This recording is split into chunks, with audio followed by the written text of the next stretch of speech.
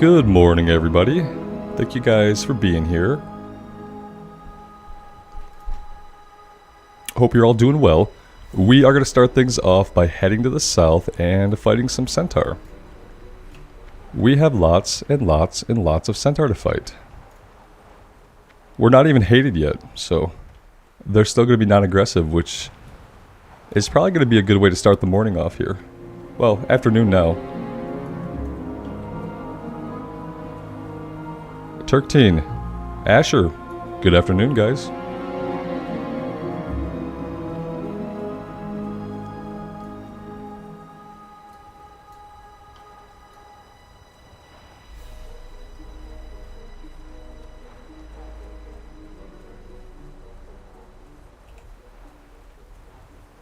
Patrick, Holly, thank you guys for stopping by. Right click open. Thanks for being here. Yeah, we're going to start off by fighting the centaurs. Same place that we left off yesterday. The Turkteen, you got a warrior going on Bloodsail? Level 10? That's good, man. That's a good start. So far, he's not dead. Yeah. That's the best thing you can say about a hardcore character. So far, they're not dead. It's really the only pertinent piece of information, you know?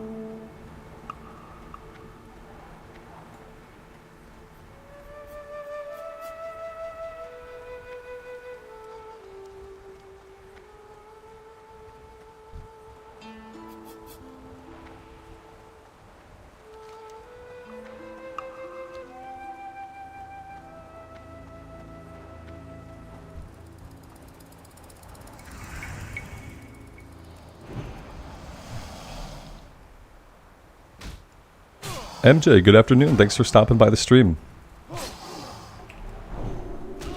So I'm going to have to start fighting like everything as we travel because as somebody pointed out yesterday, we're kind of in a range where we're going to have to grind. We're going to have to grind. And not just on the centaur. Like the centaur is going to be a good start, but I feel like we are going to have to grind out a couple levels. Because we are sort of behind the leveling curve, and the thing about the leveling curve is it's never going to get less steep than it is now. It's only going to get worse. As we get into the level 40s especially, we're just going to have less and less places to quest. You know, we'll have Tannerus will be like a big hub, and we'll have a little bit to do in Feralus. But it's going to get rough. Yeah, Turkteen, it's going to get rough. I remember even in Season of Mastery, I feel like by like the level 50s, you were like, okay, where do I want to go quest? And we had an experience buff. So yeah. It's going to be interesting to see what we can do and exactly how much grinding we're going to have to do.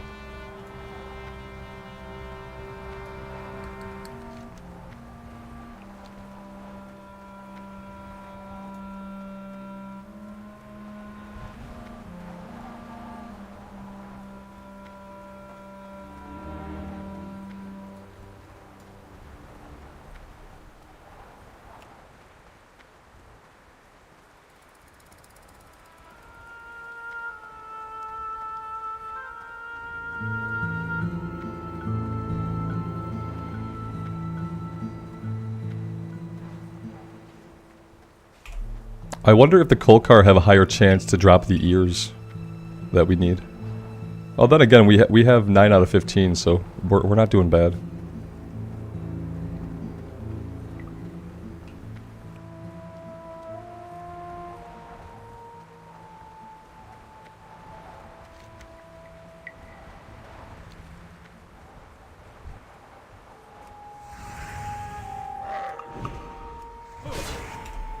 Turkteen, I don't think I'm familiar with that area either. Shadowbreak Ridge? Have we been there? By the Magram camp. Mihai, good afternoon, man. Welcome to the stream. Thanks for stopping by.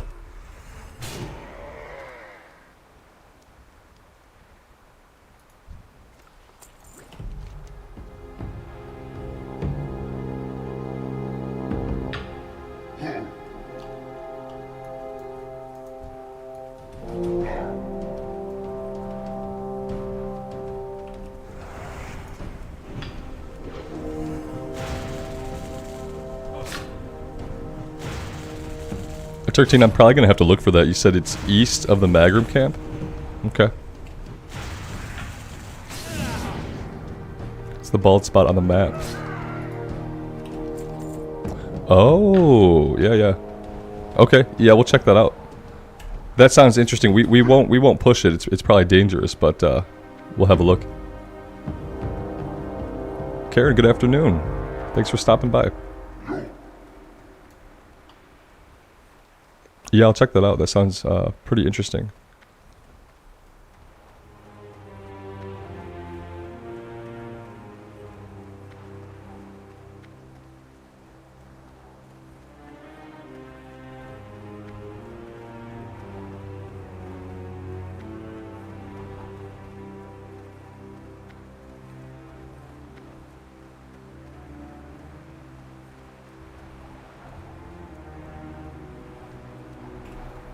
Squidman, hello. Welcome to the stream, my friend.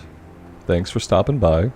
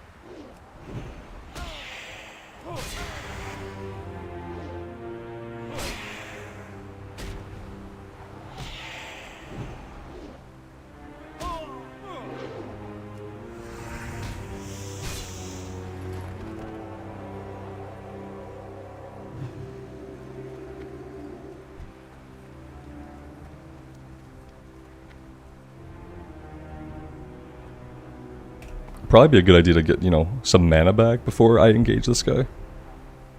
Could be smart. Mm-hmm.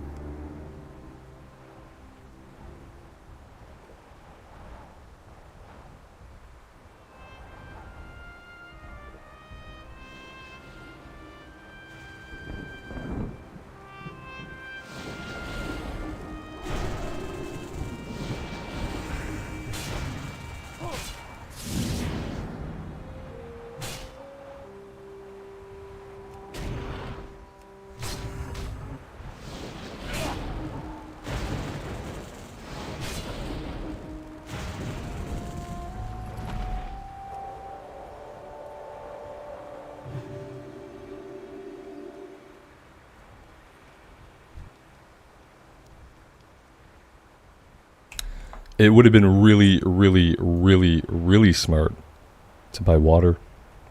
Yeah. It's a good thing we need to grind anyway. Otherwise, we would kind of be wasting some time here. Are we going to hit this hearth? No, we're not. Okay. We didn't get it.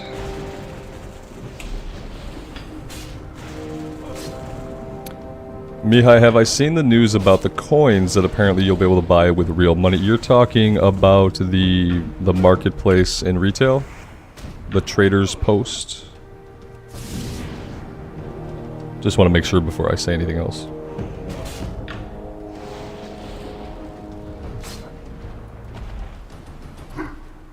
Emma J, Taxiarchus, thank you guys for being here. Yeah, I saw the screenshots from the data mining of the coins with the associated number of coins. What I didn't see was like any monetary value baked into them. Like I didn't see like 299 pounds or whatever X amount of coins. So I didn't see that. And I don't think they've confirmed. Have they confirmed or denied whether or not they're going to sell that for real money currency? Or is it just data mining at this point? Phoenix, thanks for being here, man. Yeah, I mean, when I look at the Wowhead post, all I see are the screenshots of coins with the number of coins beneath those coins. And what I don't see is like the money. Now the money might be like within a menu, but you'd think even that asset should be data mineable. So, I don't know. I mean, obviously, it looks like obviously they're going to be selling bundles of the coins. But what if they sell it for a different type of in-game currency? What if they sell it for like seals or something? I don't know all the retail stupid currencies in retail. But what if, humor me for a minute. What if the plan was to sell bundles of trading post coins for other in-game currencies? I'm not saying that's what it is. You just watched an Asmongold video on it. Is it? I didn't see an Asmongold video on it last night.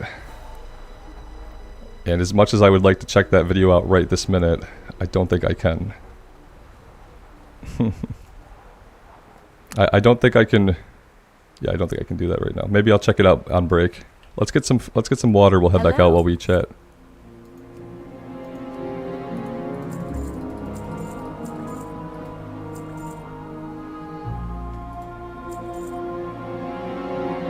It came out like an hour ago.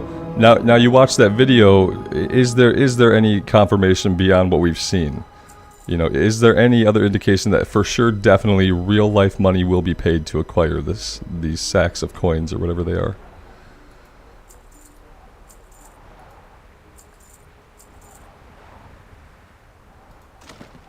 Because I'd love for Blizzard to flip this on its head.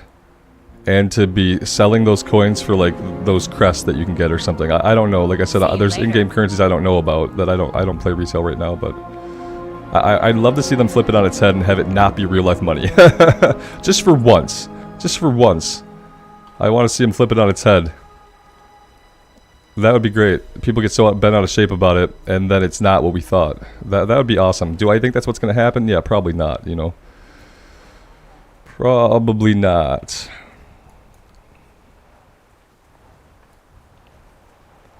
But since it's not live yet, they still have a chance. You know, let's say that right now their plan was to sell that stuff for money. They still have a chance to pivot. They can kind of gauge the public reaction based on the PTR leaks. And that still gives them plenty of time to pivot and change their plan. So, let's hope for that. Let's hope for a pivot. They've been so good at like reacting to community feedback and making changes to the game that like maybe they'll see this is not the road they want to go down. Whitney, good morning, good afternoon, good evening. Thanks for being here. Josh, welcome to the stream. Happy Thursday, thanks for being here. Thanks for reminding me what day it is. I often forget the weekday. Now that we are officially in summer break, I'm going to forget what day it is even more. I just can't forget Tuesday is maintenance day. I got to somehow keep track of Tuesdays. I got to set an alarm so I know when it's a Tuesday. That would be smart. Asmon was reacting to Nixian. Yeah, I definitely can't watch that because I can't react to Asmon reacting to somebody else. So they want to do it monetarily. Yeah, but it's not 100% confirmed. And I don't think with look at this. That's scary AF. I want a selfie with this guy. There we go. That'll scare some people in the thumbnail. All right, let's get out of here. Yeah, you know, it's not 100% confirmed, and like I said, we can only hope that they will gauge public reaction to it when it's still on the PTR and just a data mine, and they'll do something different. I would recommend they let it be sold for an in-game currency. Maybe an in-game currency that, like, if you've been a retail player nonstop, is there a currency you just have a crap ton of that you don't need? Maybe something like that, like for people who've been really steady with playing retail at endgame. Maybe there's a currency that you just have so much of you really don't need it anymore or something like that, and maybe you can dump that into the trading house.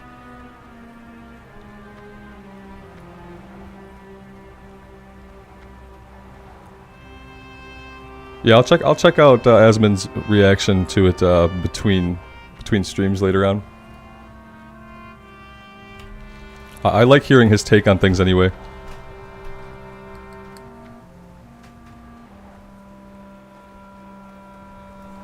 Roach Papa, yeah, that's what people think. What I'm saying is that's probably the plan, but they have the opportunity to change their plans. You know, they don't have to follow through. It's just on the PTR, and there's nothing besides screenshots of coins with the number of coins. There's no screenshots with a money value next to a sack of coins. That doesn't exist right now. So my point is, they can still pivot. They can pivot, and they don't have to admit they changed their plans because we can't confirm what their plans are for 100%. So they're in a great place. They could say, oh, the plan all along was to sell it for in-game currency. We don't know why you guys got so upset. They're still in a place where they can do that.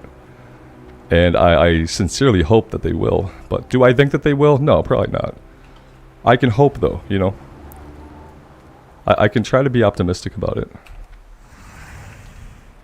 Retail is in such a good place, you know, they've made so many good additions to the game. They're adding stuff all the time. They're creating a new role, a support role in the game. I would hate for the money-making people at Activision to kind of like tarnish it yet again when the developers are doing such a great job.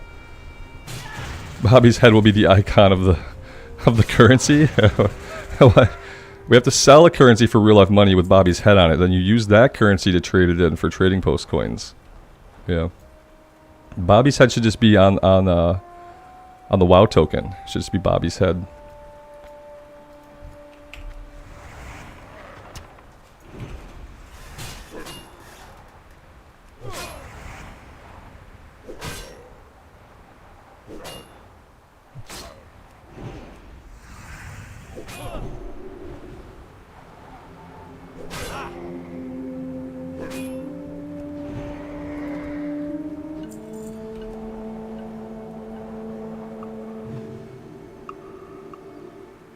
Operation High Jump, I'm well. Thanks for being here, man.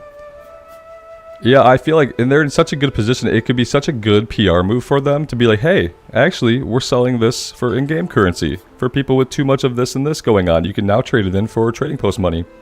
That would be like such a good PR move for them. And ultimately, that would probably do more for them than, you know, it won't though, right? It won't make them more money. It would do more for the game in the long run if they did that. But it wouldn't make them more money, like, in this fiscal year. And unfortunately, the way corporations are run, they are very short-sighted. And part of that is because a lot of people in the higher-up roles at corporations, they don't stay at a single place for very long. So they only, like, think about the immediate future. Because that's what they have to put on their resume, like, increased profits by this much during this year. And then they take that resume to somewhere else and they get a higher-paying job. So they have to bring in money quick so that they can point to it. Slide away. We're talking about the possible monetization of the trading post currency in retail. Some images were data mined that show like sacks of trading post coins with the number of coins beneath them, like 200, 500, 800, etc. What we didn't see is any indication of like a monetary value attached to that, but people are theorizing that Blizzard is going to sell the trading post coins for real life money. Whereas previously, up until now, you could only get those by doing activities in the game, and it was a really cool way for players to just farm up like transmogs and mounts and stuff. It's mainly for like transmogs and mounts, from what I understand. I've only clicked into it a couple of times because I have not played a lot of retail recently. And I have not played hardly any retail since they put the trading post in. But from what I saw when I did go into it, it was transmogs and mounts. Nothing that's player power based. Yeah, cosmetics and mounts. That's it. And so you were earning like the currency by doing stuff in the game, and then you take that to the trading post, and they update the trading post every week. Do they update it? And so it was a really cool way for players to get this stuff by doing in-game activities. You know, as opposed, it was the in-game equivalent of the cosmetic cash shop. You know, you got the cash shop, you can go buy cosmetics and mounts with the real-life cash. And then you had the trading post, which we kind of thought was supposed to be just your in-game currency, cosmetics and mounts. And like, that's kind of the thing, where I'd be willing to believe that they're not going to sell it for monetary value, because you already have a cash shop. It just seems weird. You know what I mean? Like, you're doubling down, right? At that point, you are way doubling down. You have a cash shop for cosmetics and mounts, and then you're going to sell the currency for the in-game transmog and mount store. That's like some hard doubling down. Patrick, it's every month the trading post is updated. Okay, cool. I mean, yeah, doubling down does sound like what Activision would do. Unfortunately. It sounds like exactly what someone just determined to make as much money in the short term as possible would definitely do. And so I just hope that in this case, we're wrong about it. Buffalo Bill, good morning, good afternoon. Thanks for stopping by the stream, man.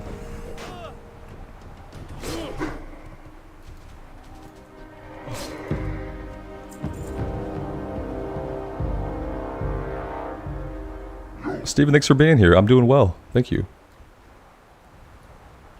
Yeah, we're still alive, so we are doing fantastic.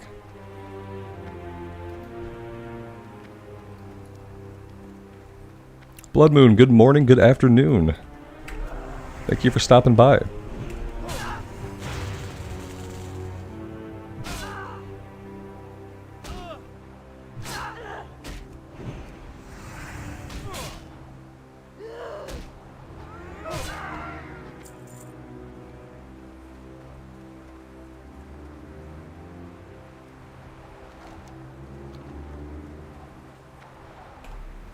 I'm gonna go a little bit further south and then we'll actually kill the Magrum. I don't mind farming these guys because like I said earlier, we're gonna have to spend a lot of time farming. I think we're gonna need at least 2 levels from just kill XP at some point. And I don't think we're gonna get it all on the Centaurs. So we're gonna have to be fighting lots of different stuff. Preferably we're fighting stuff that's relatively easy to kill and isn't too threatening. But yeah, for now we'll head back down to the Magrum. Red Robin asks, have I been ambushed by any NPC patrols? I don't think so. The only patrol we had to really... Well, there was the Great Lift. We had somebody at the Great Lift attack us. That wasn't a patrol, I guess. That was a guard just stationed there. And then the patrol for the Horde and Stranglethorn turned out to be non-aggressive. So when we made the run from the hunting camp to Booty Bay, we didn't have to really worry about that. Although I worried about it extensively at the time. And yeah, I haven't, we've gotten chased by elites, we've almost died many times, but never from a patrol from the opposite faction NPCs. That I can remember. We've had a lot of close calls in a lot of different situations at this point. Mark, farm the Bagnon equips. Yeah, I'm hoping that, especially maybe if we're killing centaurs, killing like humanoids, maybe we will get some decent drops. And I guess if they're at our level, that's good too, so that whatever actually drops off of them is not like 10 levels beneath us. Kind of like we got the Killmaim axe, but we got it at level 30, and it was a level 21 axe. So yeah, it was good, it just wasn't amazing for too long. So I'd like our next blue drop to be a one-handed mace or sword, and I would like it to be at least level 30. That way we can at least wear it for like 10 levels. Mihai, the amount of mounts in retail is abysmal compared to retail. Retail is all about mount and pet collecting. So if you're a big like mount and pet collector, retail is definitely where you want to be. We just encourage you to stay off the cash shop, yeah. But again, that's your money and your choice too.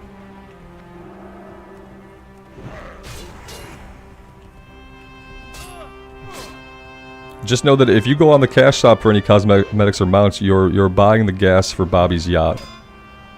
So.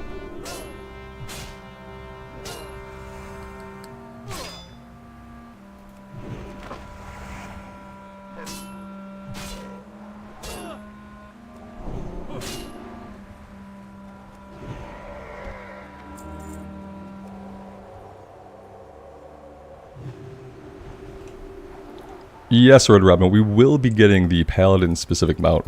We'll get that as a spell at level 40. So we won't have to buy our mount. We don't even have to buy the riding training because we just cast it. It's going to be awesome. Efren, good morning, good afternoon. Thanks for stopping by.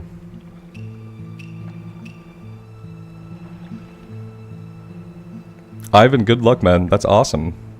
Just go slow. Go slow. And like, keep in mind, if there is any doubt, there is no doubt. If it looks dangerous, it's because it is dangerous and you should stay away from it. So just go slow, be careful, and have fun.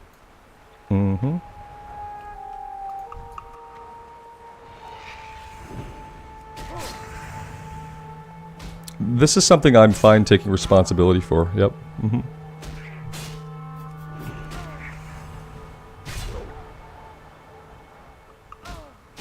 And you'll know the first time a character dies if hardcore is really for you or not. You'll know. But I think it takes some people getting a character killed to really know if it's something that they're gonna like enjoy long term. Jittery, welcome to the stream. You haven't missed much. We've just been killing some centaurs. I forgot to buy water and had to hearth back to do that. We've been talking a little bit about the data mining for the currency for the trading post and retail. And that's about it. You haven't missed much.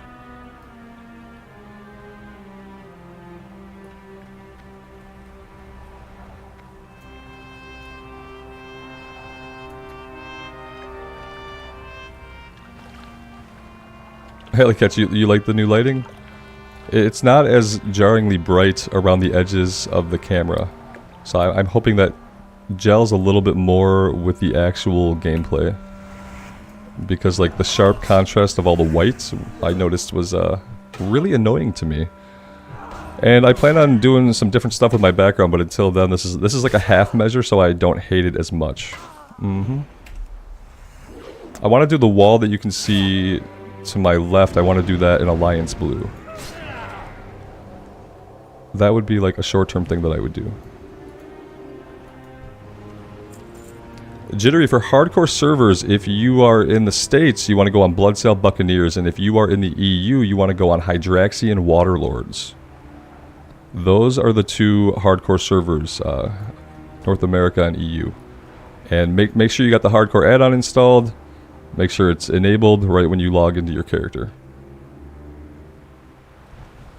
Ryan, I say a lot when I'm rambling. I like to agree with myself just in case nobody else does.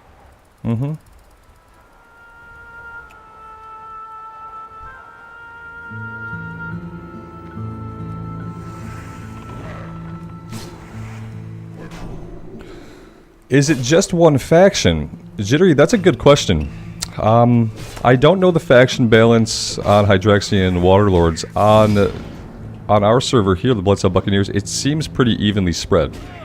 Yeah, whether I play on Horde or Alliance, at the low levels, I'm always surrounded by people. So, yeah. I think it's evenly spread. I want to deal with this guy because the alternative is running, and running just seems like kind of a bad idea here right now. So let's deal with him. And pop a mana pot here.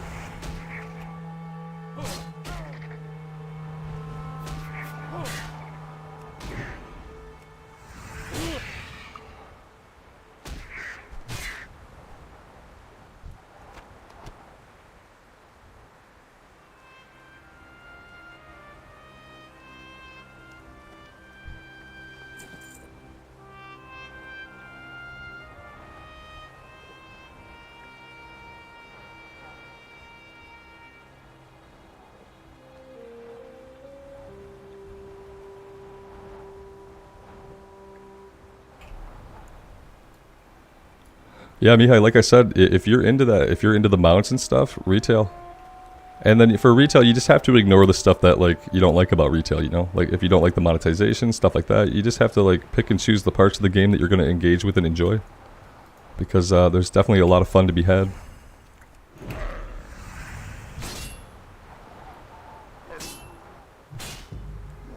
Bo, you have a level 33 Undead Mage on Bloodsail? Nice. Yeah, this is our highest character. We're level 34. This is as far as we've ever gotten on the challenge.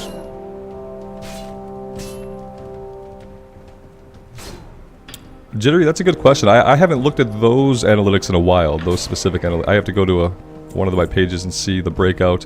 And I don't know how much granularity it breaks out. But that is something I should look at. I would be interested to know. Ivan, does the server matter with the hardcore add-on? I mean, it doesn't really matter with the add-on, but you want to be doing the challenge on a server where everyone else is doing the challenge. That way, if you want to get into a group for a dungeon and stuff like that, you can. That way, people won't, like, accidentally try to invite you to groups when you're out questing. Because if you're just on, like, a normal server that's not hardcore, like, someone's going to see you out in the world grinding on the mobs that they need, and they're going to toss you an invite. And you can't group up in hardcore in the open world. So you don't want to put yourself in a position where like somebody tosses you an invite and you click it just not knowing, and then you fail. You'll probably, your hardcore tab will show a failed verification. So I would definitely recommend for anybody doing the hardcore challenge, do it on one of those two servers. Do it on Bloodsail or do it on Hydraxian Waterlords. That's how you're going to get the most out of the experience. Because part of the experience in hardcore is like doing it in the beginning with all the people on the journey and having all those people around with you. And just knowing that everybody is on the same journey. It's like, and then when you help someone in the world, or when someone helps you to not die, it's like so much more impactful than when you're playing on a normal server, you know. So while you could use the add-on on any server, I would recommend you not do that.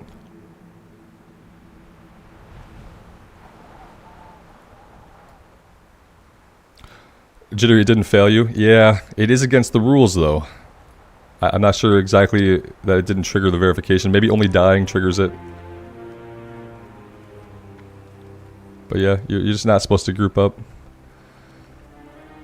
But it's cool if it didn't trigger the fail status.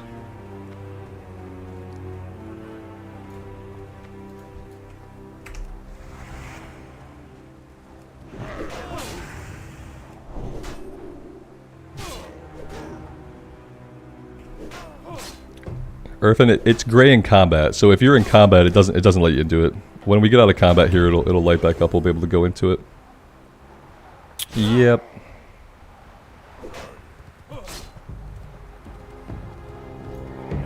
There we go.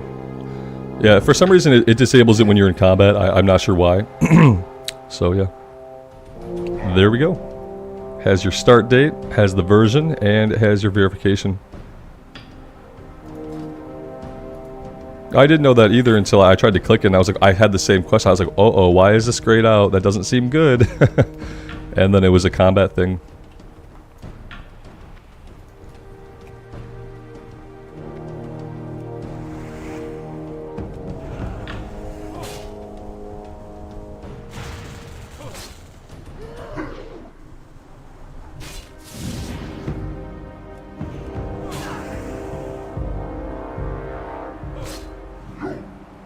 I didn't realize the Wind Chasers had a heal. Have they been healing all along and I just haven't noticed?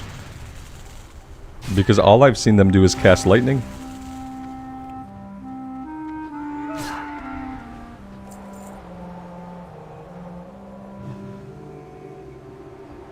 That's a good point. Questie's like that too. I find that very, very annoying about Questie. Yeah, that's one of the most annoying things about Questie's interface is like you try to manipulate anything in the quest log during combat, even to shrink them down, and it won't let you do it. It's, there's probably a setting to change that, I'm sure, but I haven't looked deeply enough to find it yet.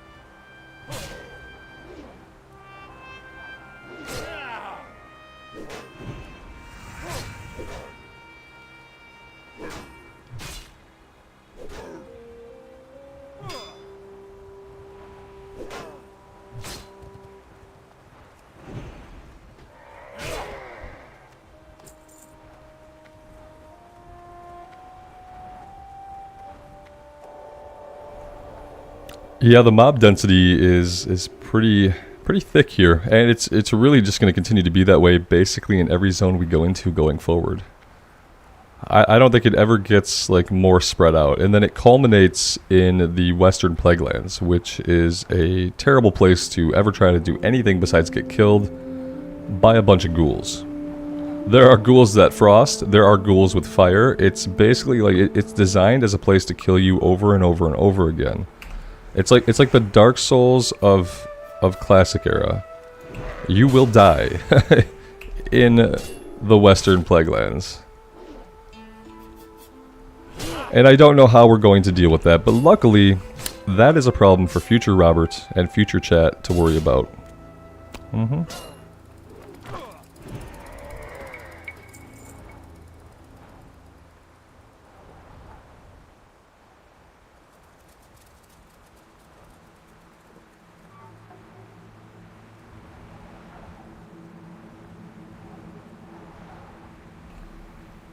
I feel like parts of Eastern Plaguelands are like at least like the western part of the Eastern Plaguelands.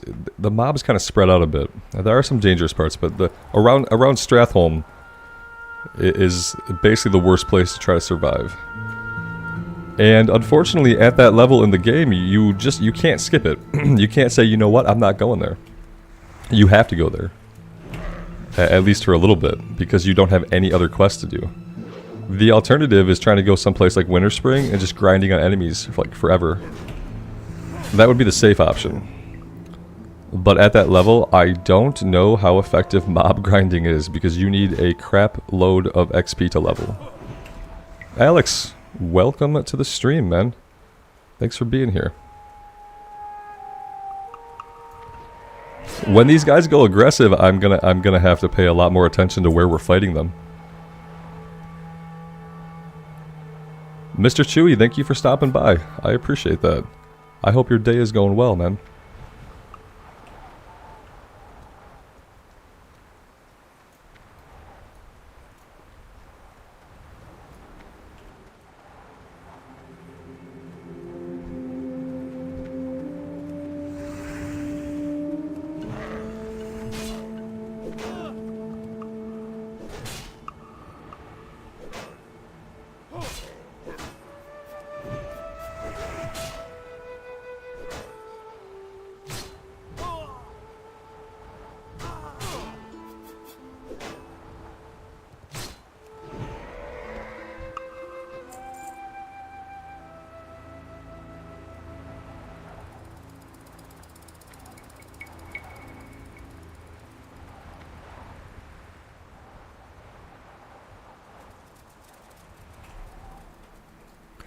Fatty, I do enjoy the Paladin. Now, keep in mind, some people would consider the Paladin a slower class because we rely quite a bit on our white swings, just our auto attacks.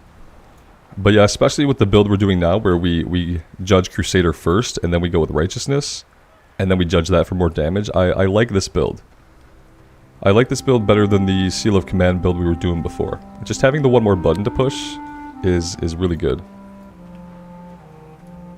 Marina says, RR, you've been streaming like crazy. I've been streaming quite a bit, yeah.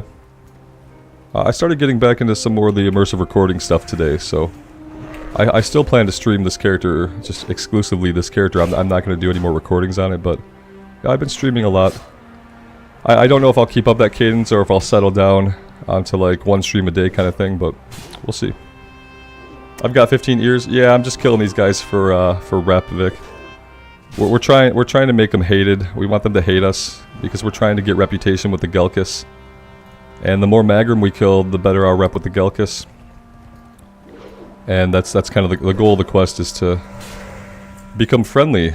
We want to become friendly with the Gelkis here, so we do that by killing their enemies.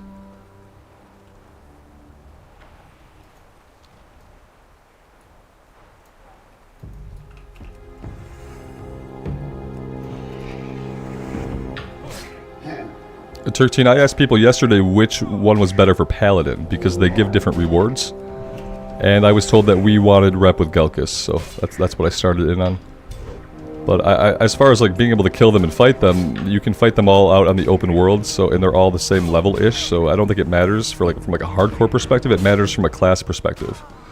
So you just got, yeah, you gotta look up like what are the rewards that they can give you, and then it's like based on class which one you want. And I never remember like what it is, so I just asked.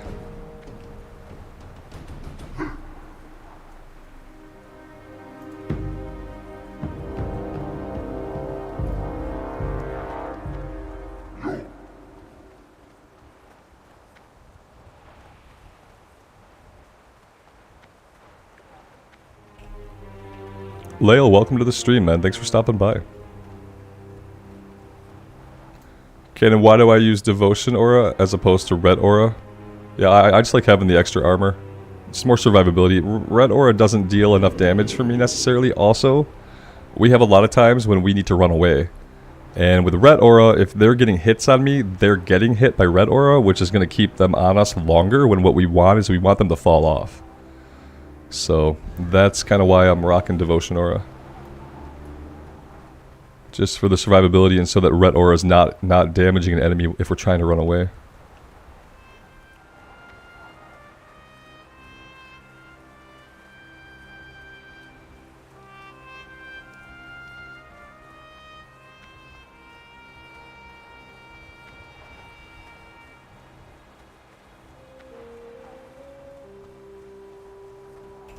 We did try to use red aura for a while, and then we learned those things about it. We learned, hey, the damage is not really worth it, and also look what happens when you're trying to get away.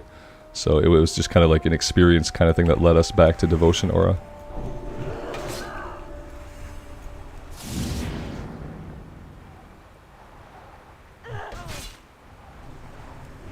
Yeah, there you go. Alex summed it up. Magrum is for leather armor, Gelkis is for mail armor rewards, so yeah.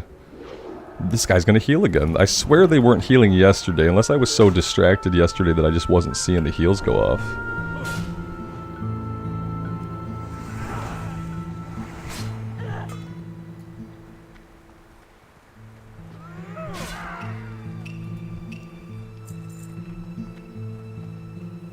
Convo 95, hey. Welcome, man. Vic Warriors are fun, but yeah, on hardcore they're just really hard. Make sure you take alchemy and herbalism to make yourself some potions so you can keep yourself alive when the stuff hits the fan. I had a lot of fun on our Gnome Warrior, but I got her killed off at level 19 by the Pillagers in Westfall. A bunch of Pillagers respawned behind us, we caught a couple fireballs. We tried to get away, we caught a couple more fireballs, and we were dead.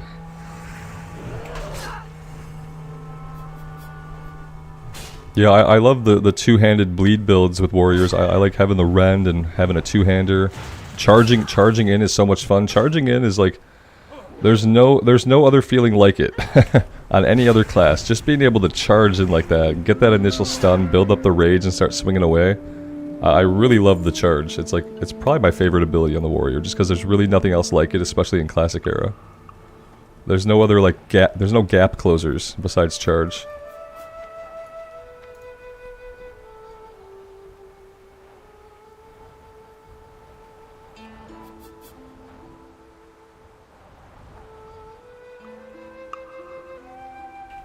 Oh yeah, Alex, jumping off of something and charging, like, or falling off of something and charging at the last minute, stuff like that is a lot of fun to do, and it usually looks really cool also.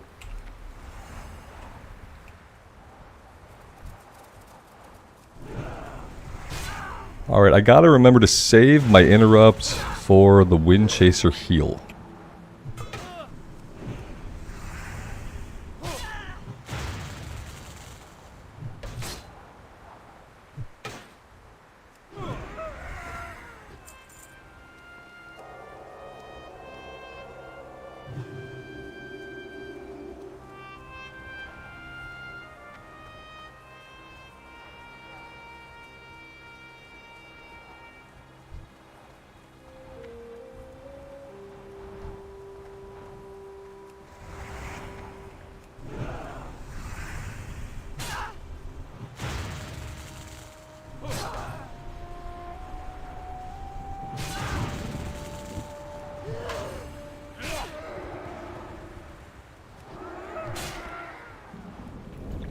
This is not the greatest situation to be in. I'm considering bailing on this, but maybe we just pop the mana potion, we heal up, and we go for it.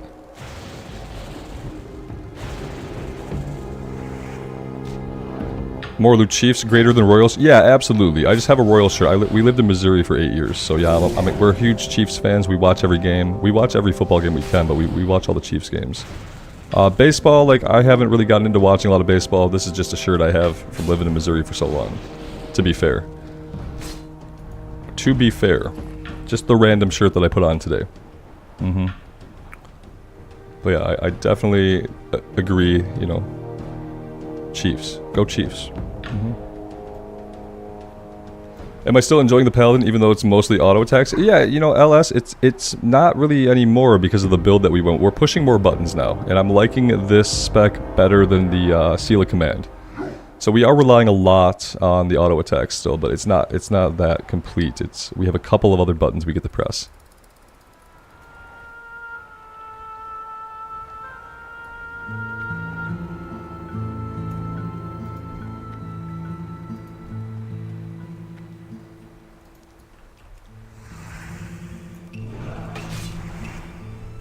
Nice, more loot. Yeah, we were in downtown Kansas City, which was pretty neat. Yeah, I miss it often. I don't miss the sweltering heat, but I miss the city, and I miss how quickly the city became the country. Which in Michigan, with like stacks and stacks of suburbs, that doesn't happen. You have to go 5 or 6 hours out of the metro area to get to like the country. But in Missouri, you drove out of Kansas City for like 20 or 30 minutes, and you were like away. Yeah, and I really appreciated that about Missouri.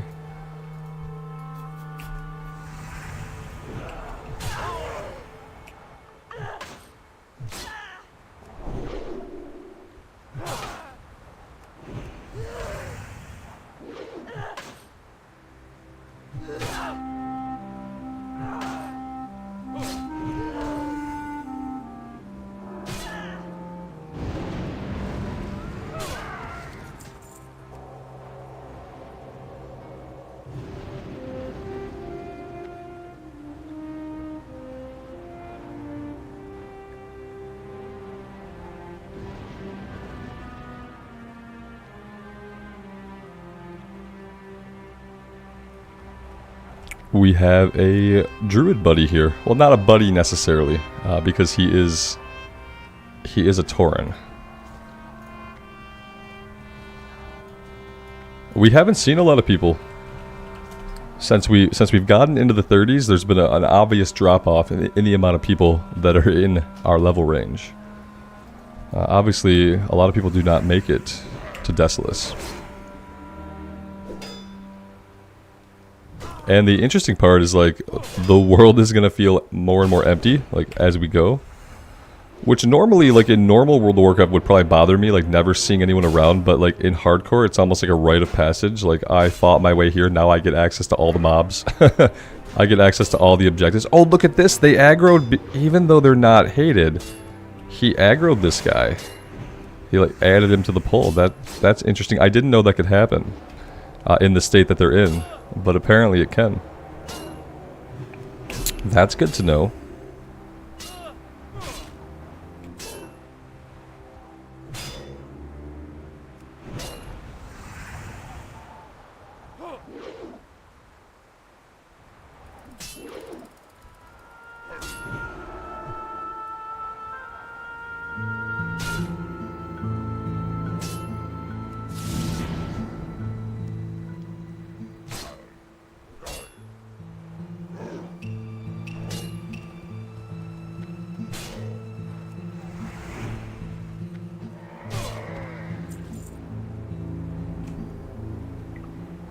How many players at level cap? We can see who's on right now at level cap. We have 48 people at level 60.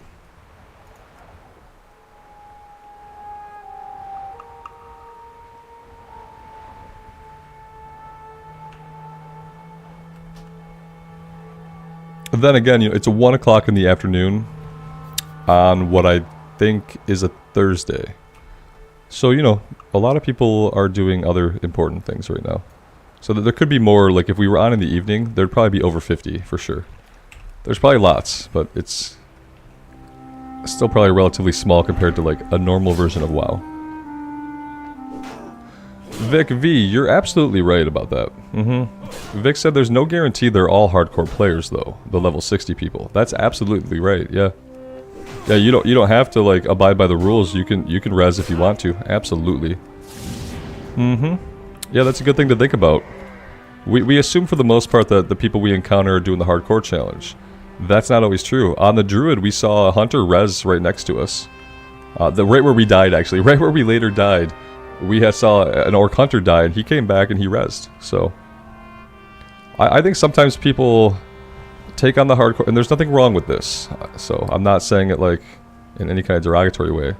I think sometimes people take on the hardcore challenge, and especially if they get their character to a high level, and they put like, we've put like 80 hours so far. You put 80 to 100 hours into it, and you die. And I think some people say, you know what? I'm really having fun in that character. I'm really into that character. I'm going to keep going. And I think that's absolutely fine. It's not something we're going to be able to do on the official Hardcore Blizzard server. You know, you're probably not going to be able to res in any way. So that's going to be a little different. But I think that some people who take on the challenge here and on other servers, I think sometimes you get a character killed and you're like, you know what? No.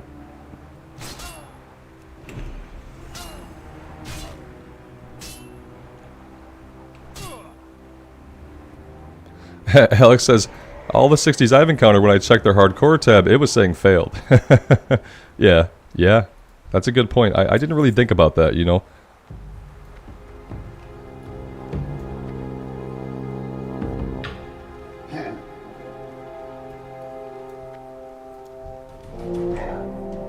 Oh, these guys are hated now. So they're going to be aggressive. Let's go ahead and we'll change what we're tracking. Let's track the Gelkis now.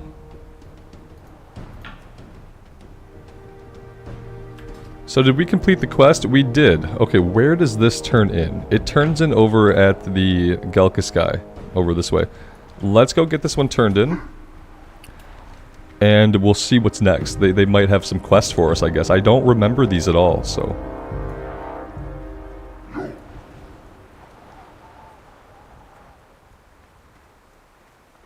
Monica, there's an EU guild that does level 60 raids. But not on hardcore. Yeah. Yeah, and that's fine. Yeah, it makes sense. I think there are a lot of people who, even if they complete the challenge and they get the 60, they probably just make their character immortal, you know? If you're not a content creator and you're not doing it for content, there's really not a good reason to do a hardcore raid and like to actually delete your character if you die at a level 60 raid. Unless you're doing content, like, there isn't a good reason to do that. If you've already completed the challenge and you got to level 60, I feel like for the average player, like, you should become immortal and you should be able to farm whatever you want if you want to do that. Because I don't see the purpose of just being a player and saying, oh, if I get killed against Ragnaros, I'm gonna delete my guy. Like, why? Don't delete him. just try again. You wiped, respawn, and try again. You already got to 60. That was the challenge.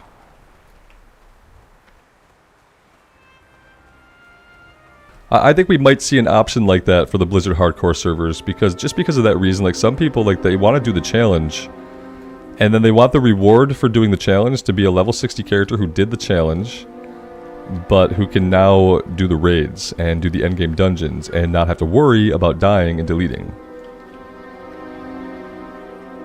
Yeah, Alex, I kind of feel the same way. I mean, for me, I wouldn't mind doing a hardcore raid. I would be planning to be dead at the end of it, yeah. That would be the only thing. It's like, cool, we do this, it's a one-off, probably going to be dead at the end. And that would be it, you know, but for me, like, getting to 60, that completes the challenge. So if I got to 60, like, I completed my goal. If I die after that, well, for me, that would be okay. But I don't think most people would be okay with it, so I would highly recommend making your level 60, just calling it immortal, and, you know, doing whatever you want after that, even if you just shelf the tune.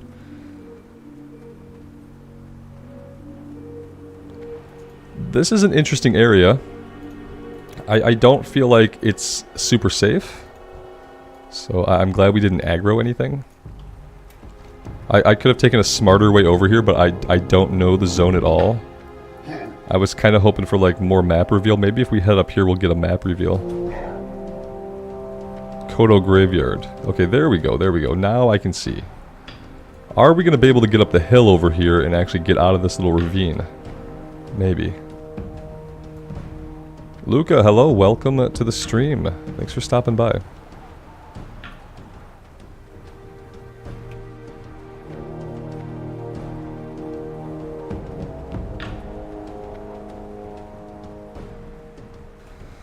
Jittery, the only thing I could say is practice. You know, and here's the other thing. And this is what I would recommend if you are new to World of Warcraft or you've been away from the game for a long time and you think you want to do the hardcore challenge. My recommendation would be get to level 20 on a character without doing the hardcore challenge. Die. Die again and again and again. And don't worry about the challenge until and stay on the same character, obviously. So pick the class you want to play, level it up without doing the challenge for like at least level 20, I'd say. get that initial experience under your belt, and then come back to the challenge after that. That's kind of what I'd recommend, because it's hard. Keep this in mind. World of Warcraft is not a game that was designed to be a one-life game. The game was designed for you to die often. That's why they scattered graveyards around. So yeah, if like you feel like maybe you've been away for a while, maybe you're brand new, I would say play the game for a while without worrying about deleting the character. Don't do the challenge right away, maybe. Level for a while. Get some practice. Or you just do the hardcore challenge and go really slow. Like, grind on level 1 enemies for a long time until you're comfortable doing more. So, there's different ways to go about it, but either way, the biggest advice I have is, like, practice pushing your buttons. And, you know, you could do that within the challenge, or you could do that by just leveling without it for a while. And kind of going from there. I feel like I took the worst possible way to ever get where we're trying to go. Jittery, if you're looking for a non-hardcore server, I think most of them are linked. So, like, it depends your preference of whether you want a PvP or PvE server. I play on Mancrick when I'm doing non-hardcore stuff. But Mancrick is linked to some other servers too, so, like, no matter what, you're gonna have people around you.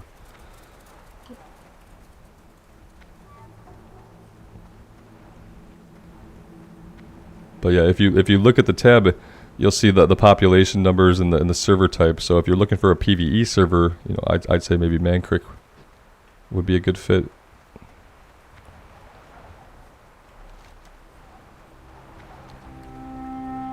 Desperately trying to find a place where we can veer to the west. I think I have to, yeah, I have to be on the road. Oh God.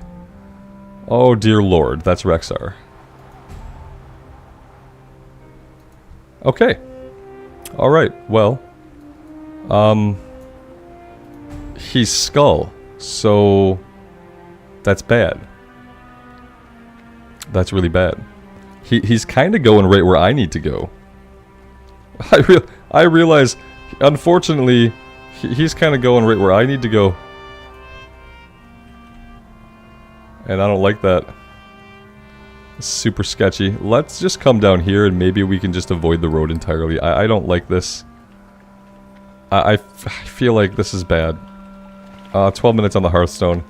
I'm in like the panic mode where like all I really want to do is hearth out of here right now. He's showing me the way. Yeah, He is. He's definitely in my way. I'm hoping this distance from the road is going to be enough to stop him from aggroing us, because I really don't know.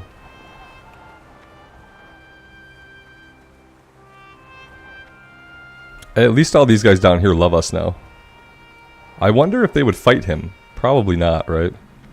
They probably wouldn't fight him. If I pulled him in here, I doubt they'd help. Jason, thanks for being here, man. I appreciate you stopping by the stream. Good afternoon.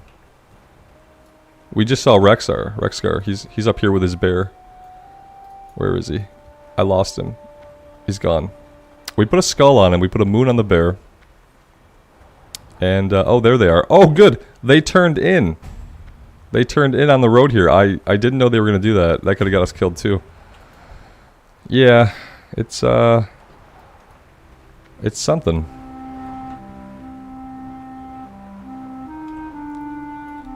It's not what you want to see.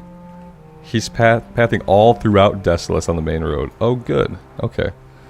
So, basically, if we're on a road, we could get killed at any time, is what you're telling me. That's perfect. You know, because the roads are typically the places that are safe. Your name is whispered among the Gelkus. You have much magrum blood on your hands. I washed my hands. Thank you very much. Don't tell me I have blood on my hands. Scrub them thoroughly.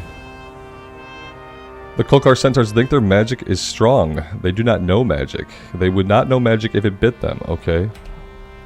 You will show them their magic is weak. Go to the Kolkar to the northeast and kill them. Take their charms, bring me the charms, and I will throw them in the fire and laugh. Whatever makes you happy. We don't need all those details about throwing them in the fire and laughing. That's just weird, okay? Alright, so yeah, this is for the Kolkar. Now they want us to kill the Kolkar.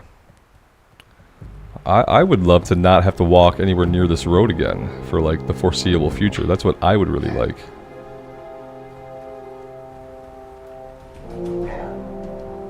David Poole says, I am very annoyed that YouTube does not alert me when the stream starts. I'm annoyed that it's not alerting you guys too. Trust me. It's annoying to me as well. I also schedule it, usually at least a half hour to an hour out, if as far in advance as I can.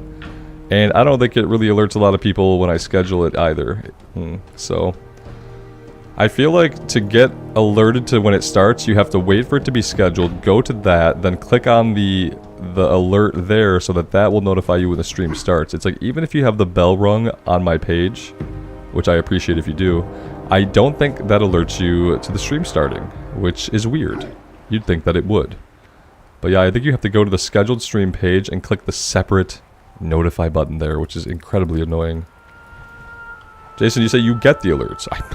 Then it's baffling. Yeah, I've had different people tell me different things. I have scheduled a stream myself, and on the account that I do my like sound test on when I watch on YouTube, it didn't alert me, and I let my channel run a lot.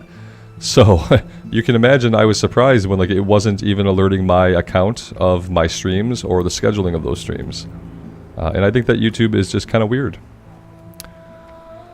YouTube is just kind of weird, and the algorithm is unpredictable, and yeah.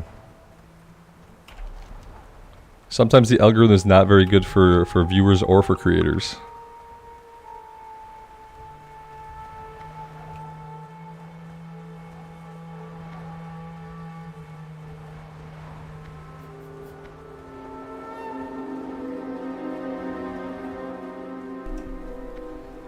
Yeah, and that's the only thing I can think, Jason, is like I would think that having the notifications on would push it, but like I said, I appreciate those that do.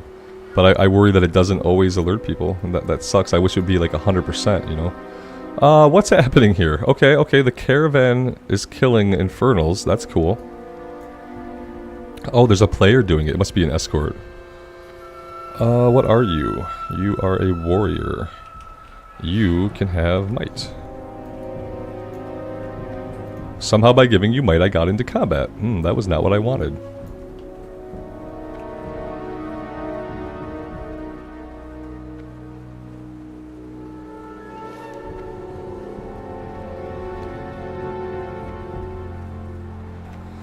I'm assuming if we know that Rexar is back behind us, we're not going to randomly run into him ahead of us.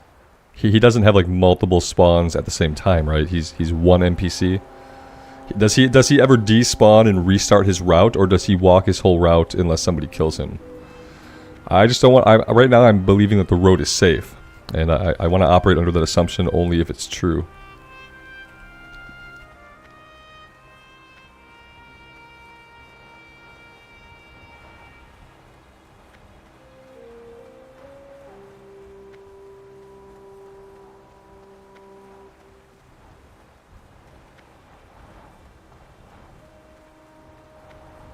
Alex, he doesn't aggro?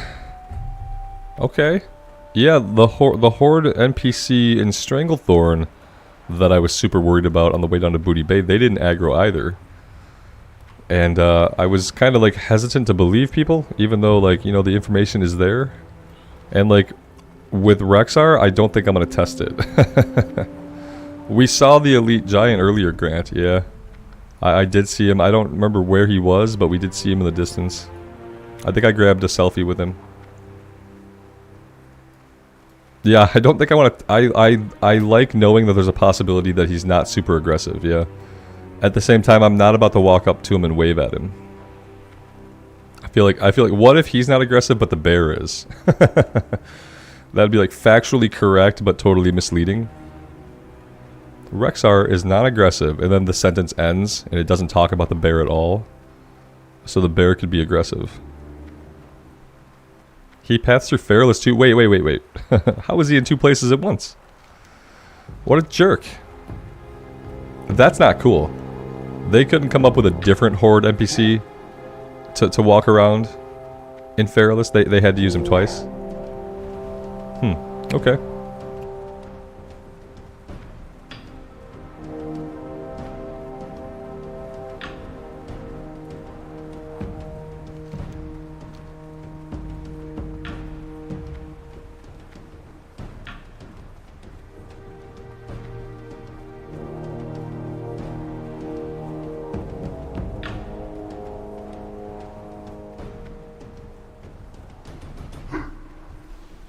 We're trying to play Frogger with Thunder Lizards, and it's not really working out.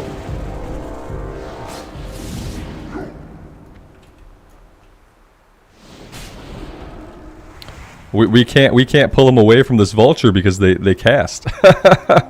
They cast. That's awesome. Yeah. Great. He won't move. All right. Yeah. I'm gonna try not to get the vulture, and we're gonna have to heal. I might run from this. I might bubble and run out of here. Yeah. I'm not gonna deal with this. I should have stayed up top, obviously, if I didn't want to fight these guys.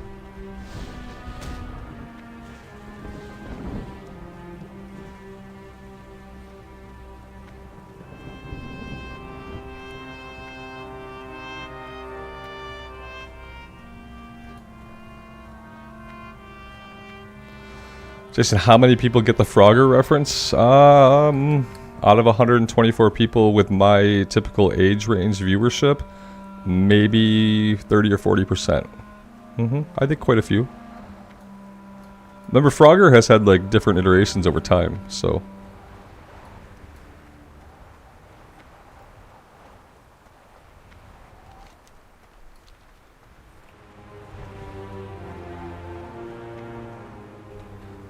Make a poll for the Frogger reference. Do I even understand it? Absolutely not.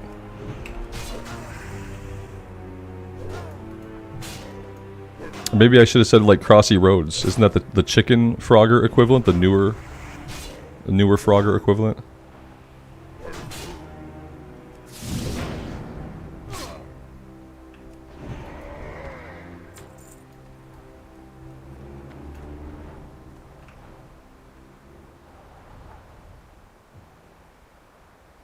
Keza, what's the name of the add-on that shows the repair locations and vendors on the map? I'm using Questie. Questie's handling that stuff. Questie's also handling the quest tracking, which you could turn off if you don't want. So there's your Questie options.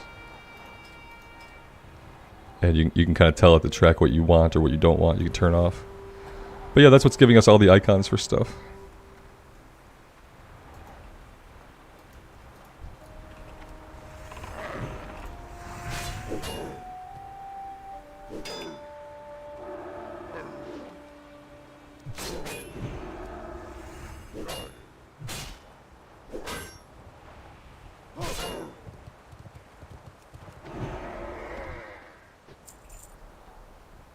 I don't remember how good I was at Frogger. I know that I used to think I was good at Pac-Man when I was a kid. I remember like being able to beat multiple Pac-Man levels to see like the color change variations of each level. And when I try to like play Pac-Man as an adult at arcades and stuff, I'm so bad at it, I can't even beat the first level. And I think, how did I do this as a kid? I remember beating multiple levels and seeing multiple different colored boards and stuff and being like really happy about that. That was progression in Pac-Man. You got to see a different colored board. And it was shaped differently. And I can't, as an adult, I can't get past the first level. So, yeah, I don't know what that says, but it says something about me.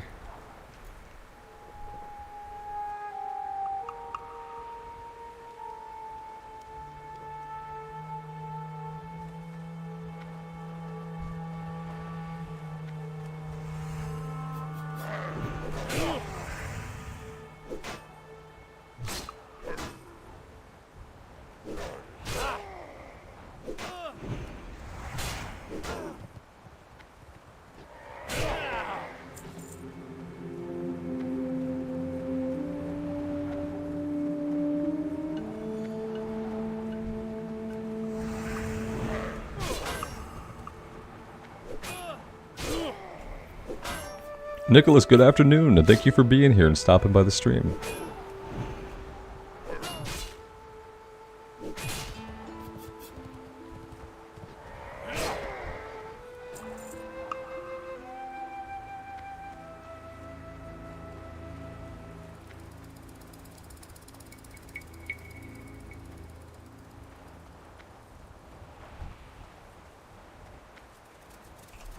I missed out on Tron. Yeah, I wasn't a Tron fan. I never got introduced to Tron back in the day. I don't really know why. Nobody introduced me to it, and I didn't find out about it until like the time for Tron was long past, until around the time when the remake was coming out. Yeah, I just completely missed the boat.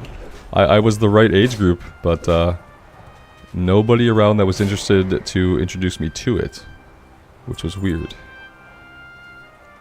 Either the game or the movie. So I just missed out on that one.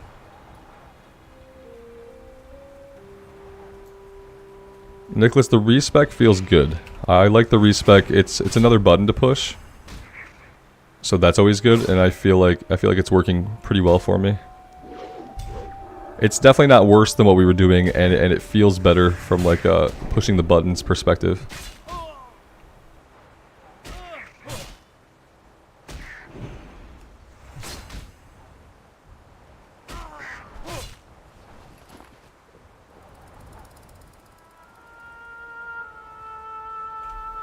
I definitely played tons of Mortal Kombat when I was at an age when I probably should not have been. We had like a penny candy store across the street from our middle school. And so every morning we'd leave our homes obscenely early because they'd open the candy store at 6 a.m. And so we'd go to the candy store super early in the morning, buy some Swedish fish, eat a bunch of candy, and put our quarters on the Mortal Kombat machine. And they would just be packed with like middle schoolers. It's pretty great.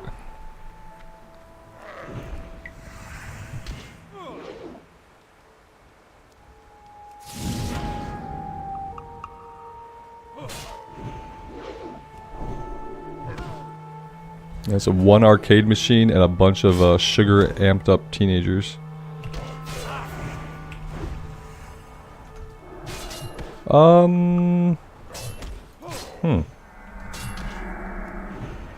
Feel okay about that.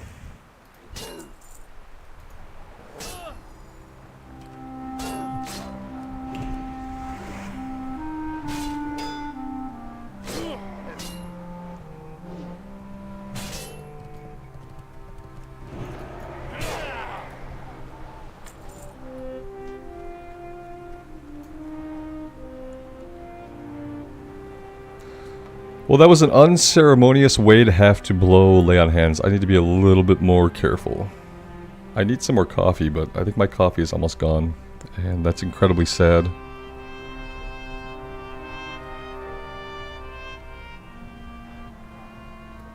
Nicholas, I keep in mind, for me, Halo and Mortal Kombat are also two different generations of games. So when I'm talking about Mortal Kombat, I'm talking about like Mortal Kombat 1 and 2. which is a different era even than Halo, which was much later.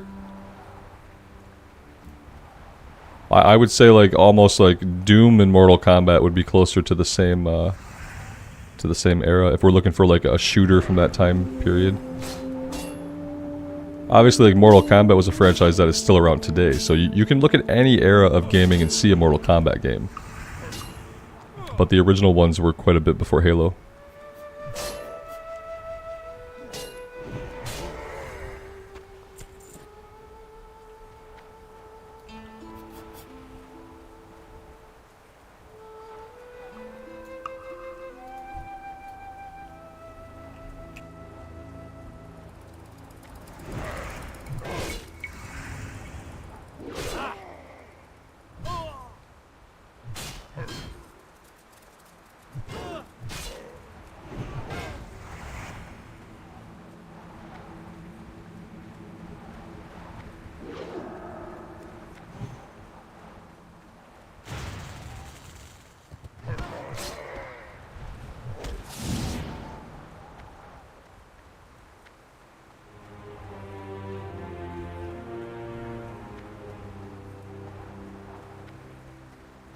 I wonder how many old games that we felt like we just sucked at were like just bad game design.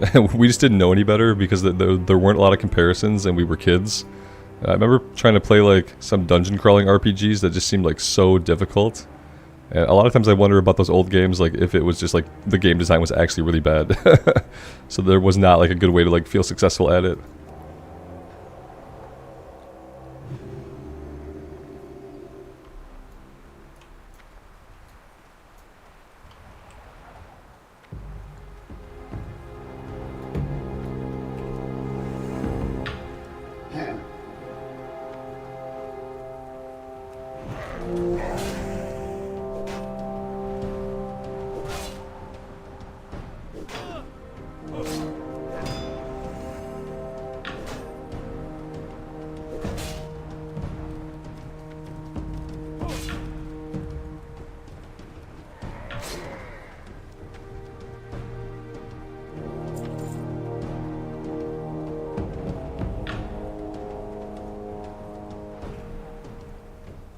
Darkcell Gaming, thank you for being here. Appreciate you stopping by the stream.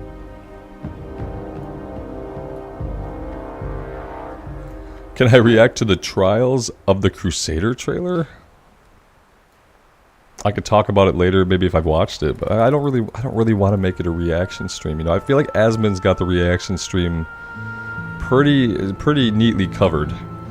I feel like for me to react to stuff would not really be entertaining for people, because it would just be me listening to it and going, okay. Like, I don't have like really big reactions to stuff. Is this about the? Are we talking about Wrath of the Lich King? I'm assuming. They put out a new trailer today. It's not that long. Is it just like a cinematic trailer or something? The thing is, I have like zero interest in Wrath of the Lich King right now, so for me to react to it would be like, it'd be really underwhelming and almost disingenuous. I talked a little bit yesterday about how, like, for me, Wrath is kind of a done game. I don't have a lot of interest in playing it. And the reality of it is that I came to realize is that I've already played the crap out of the game. I played the crap out of it back when it first came out. I farmed all the gear, I did all the raids, I had an awesome guild that I ran with. It was a great time. And I'm never going to want to recreate that stuff, and I'm never going to be able to recreate it, and farming all the gear and doing the raids week after week after week after week is not going to feel good to me. So like I'm kind of out of Wrath for now.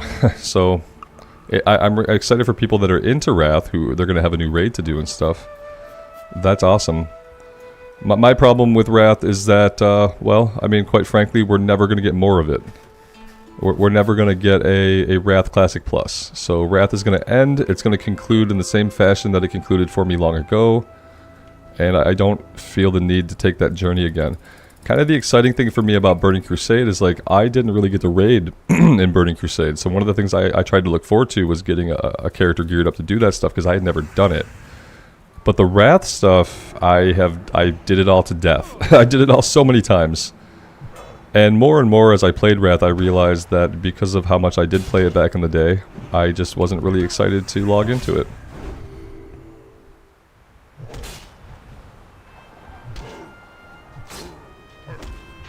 Brother Jerry, yeah, we saw the roaming giant earlier. I took a selfie with him.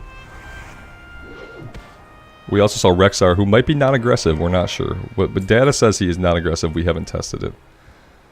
Clint, the weather here is still nice and mild. It's still cool. We're going to warm up into the 80s next week, but we're still sitting in like the 60s and 70s, and I've been really enjoying it. Apparently in Retail WoW, they're doing Warlock pet customizations for all the different pets. Okay, the thing is this. Retail WoW, they're doing so many things for Retail WoW. Yeah, and unless you watch a bunch of YouTube videos, it's hard to know all the stuff they're doing. Retail WoW has so much content right now, and they're doing so many things with it. I just hope that it continues to do well. I mean, it's really in an amazing place, like gameplay wise. Even if, like me, you don't really care about the story or the lore being told, but like gameplay wise, and the amount of content that they're just adding to that game is incredible. The pace they're adding it is unheard of. We're supposed to be getting the new Evoker spec in the half patch sometime this summer, and the thing about that is it's not just a new spec, it's a different role, a different way to play the game.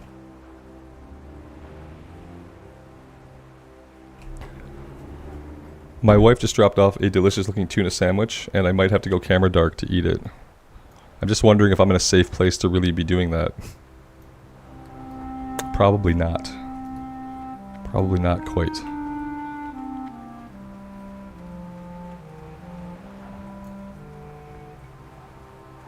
Guys, here's what I'm going to do. I'm going to take a 5 to 7 minute break. I'm going to leave the stream going for 5 or 7 minutes. I am going to step away. I'm going to eat this sandwich and get some coffee. And then I'm going to come right back. And I would advise you guys to stretch your legs, get some water. If you want to hang out, I would appreciate it. If you got to go, I completely understand. But yeah, I'll be back in 5 to 7 minutes and we will strike back out.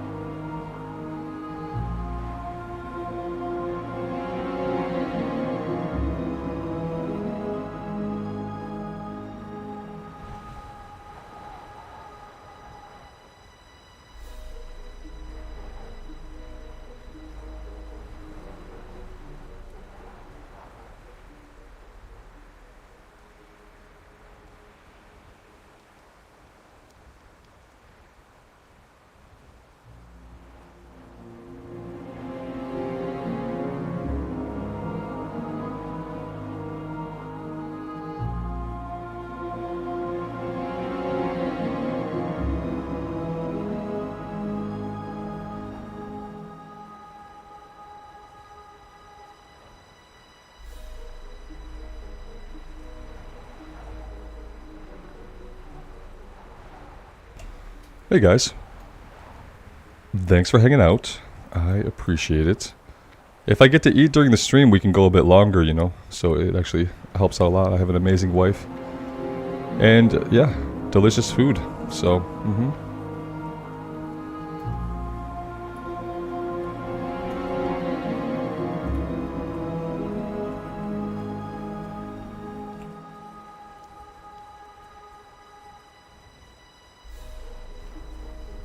yeah, Operation High Jump. We are going to start a guild on the hardcore servers whenever that happens. Daniel Monger, thanks for the membership. I appreciate that. Now you're stuck here, so welcome though. Hey there. Alright, we could turn this one in. Ooh, oh, 7 Spirit. Hey, look at it this way. 7 Spirit is going to be better than 5 Arcane Resist. Even though it's still kind of worthless. Let's go ahead and throw it on. Let's go over the 5. We'll keep the 8 Arcane Resist. Let's pop our Scroll of... Oh, let's give the NPC a Scroll of Intellect. That's great. Let's use this one on ourselves.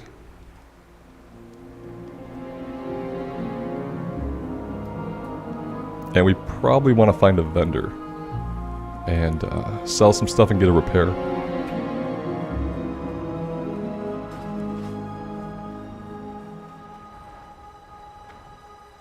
What can I do for you?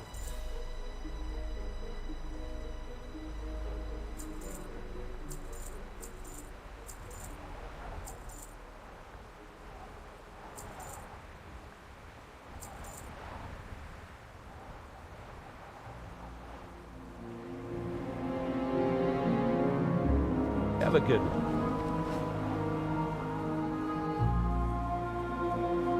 Alright, back to our centaur buddies. Are we gonna eventually have to farm up like more reputation to get to the higher rep levels? With the Gelkus? Like, will we have to do any just straight out grinding? Or is it all questing for them from here on out? So I thought we had to do a lot more grinding than that to even satisfy the quest, but that didn't really take us that long.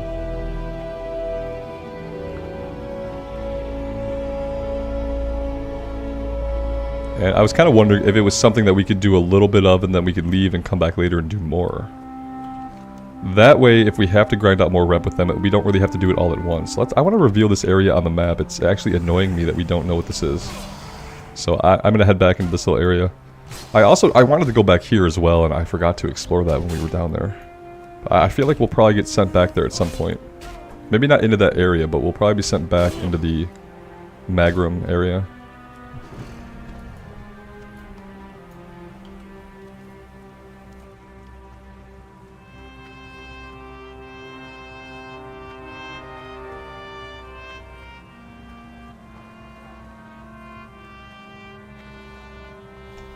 This is actually a really cool looking area, and I wish we had stuff to do over here. Level 32 Hate Fury Rogue. Discovered Sargeron? Okay, it's like a little demon town. Well, that's nice. You'd think that eventually someone would send us over here to deal with that. It's really close to Nigel's Point. Why wouldn't we immediately have a quest to go deal with these guys? What a missed opportunity. Are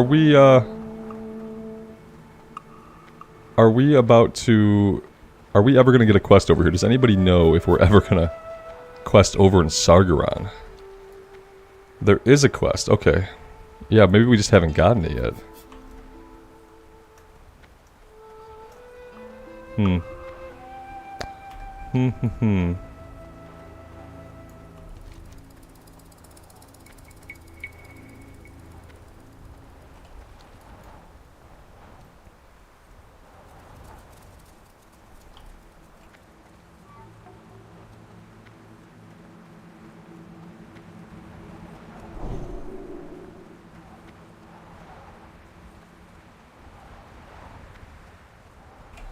It's not given to us at Nigel's Point.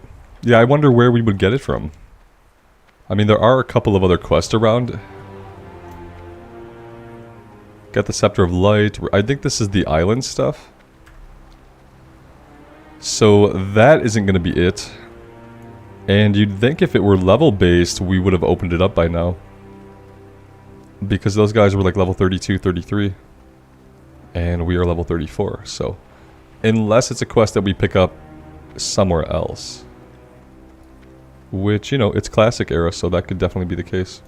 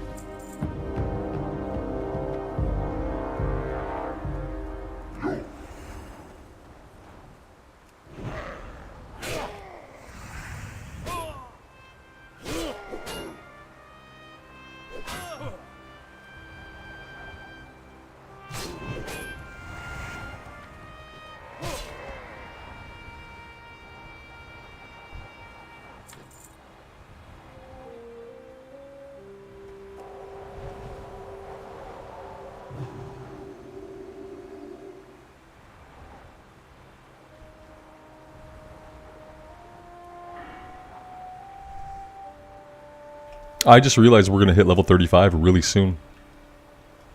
Which seems kind of crazy. How long have we been level 34? Doesn't feel like it's been that long. It's been a while. Time played this level 5 hours. It doesn't feel like we've been level 34 for 5 hours, but that's good. That's good. I like it. 3 days, 14 hours total playtime. I can't do math, but one of you guys can. 24 times 3 plus 14. Might as well round up to 15.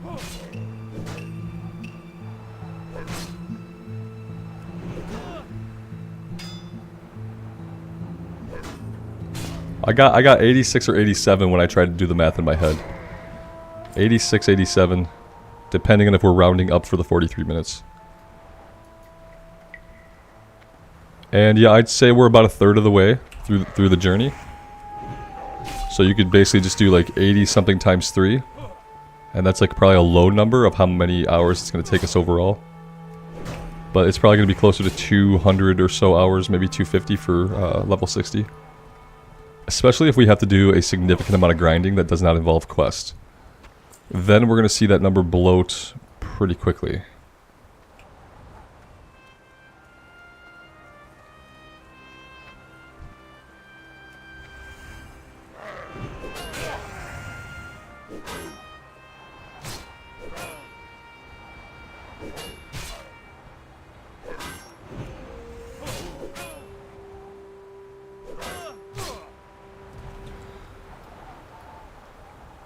Jittery, I appreciate it. We're no longer on a break. We're definitely back.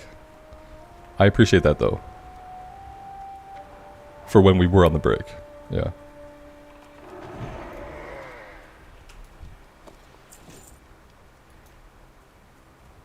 We're done here, right? We have all the crude charms we need.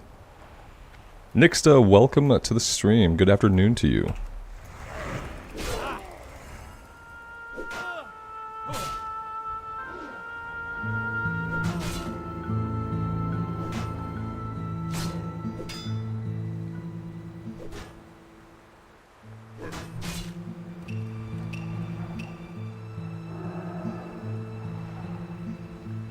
He'll come back. Yeah, he'll be back. He's got really nowhere to go. Here he comes. Well, good evening to you. Mm-hmm.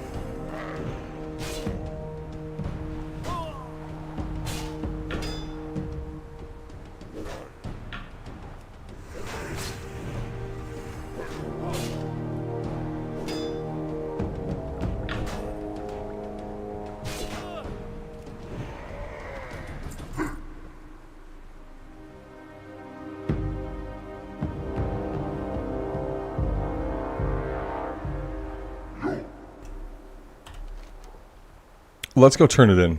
Yeah, I think we should go turn it. If we turn it in, we level, or we could grind till we level. Ty, did I build my rig with parts, or did I buy a pre-made one? I bought one off of iBuyPower, and they were really incredible. And the best thing about them is that they email you like every step of the way. So as soon as they start gathering the parts, you get an email. They start assembling the parts, you get an email. They start testing it, burning it in, you get an email. And yeah, it was a super smooth experience. The only thing I would recommend is if you have somebody build you a computer, a lot of times they'll have an option to ship the graphics card separately. You want to have them ship the graphics card separately. You want to put that in yourself, because the only thing that really happens to PCs when they get shipped is if they have a graphics card in. The graphics cards are so big now that even though they're bolted in, they often will snap during which means you have snapped off your graphics card into your motherboard, and you're gonna have to send it back, and they're gonna have to fix it. So if you do have somebody build you a PC, you're gonna ship it through the mail. Find an option to have the video card shipped separately, and you can put it in yourself, even if you've never put a video card in before. It's super easy, and it's worth just doing it yourself to avoid any problems with shipping.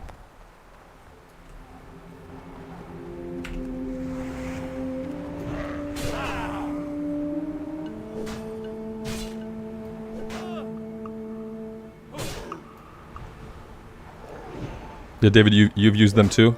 Yeah, they were pretty awesome. I had zero problems, and I was really happy with how many email notifications I got when they would move me to the next step and whatnot. Very good and seamless experience.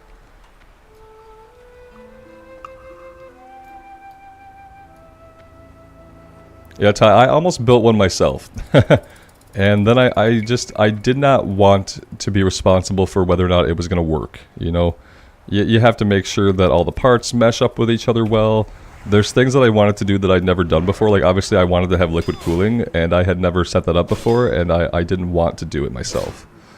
So ultimately, yeah, I made the choice to have them build it for me, and that was probably the best choice I could have made. Because that way, it came pre-built, I put the video card in it, I powered it on, and it booted.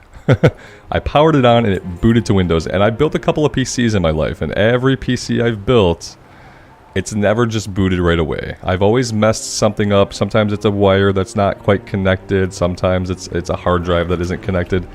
We've always figured it out, but I've built a couple now, and I've always had like that first time you press the power button, it doesn't come on, and your heart sinks.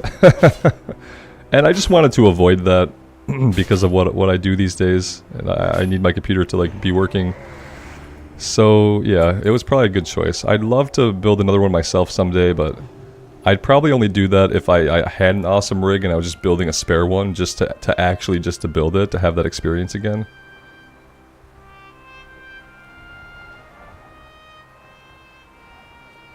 Yeah, it can be nerve-wracking.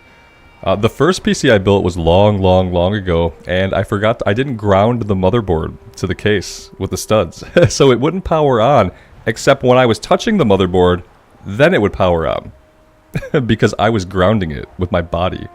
And yeah, then I quickly realized the error of my ways and was lucky that I didn't fry the whole thing out. That was when I was like 20. So we are talking about like 20 years ago. That was the first computer I tried to build. Didn't ground the motherboard on the case properly.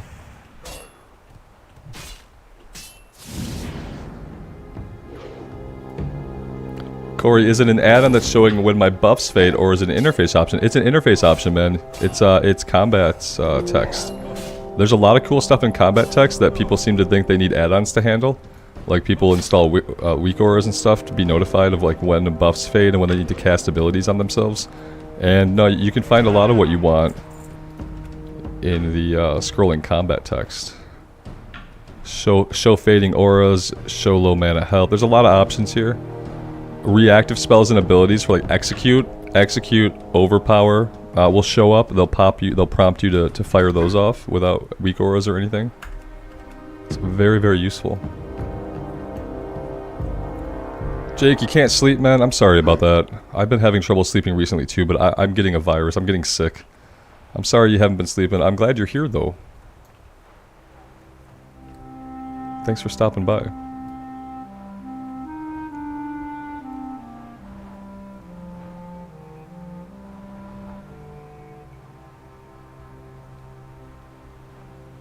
Oh, I see it, Turkteen. Yeah, you're talking about this up here, right? Yeah, I see it. Okay, let's go back there. I want to have a look.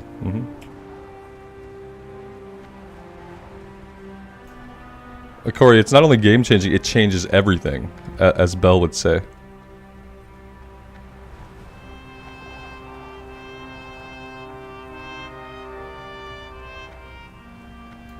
Yeah, I agree that everyone should maybe try to build a PC if you're interested, but have a functioning PC that you like first. You know what I mean?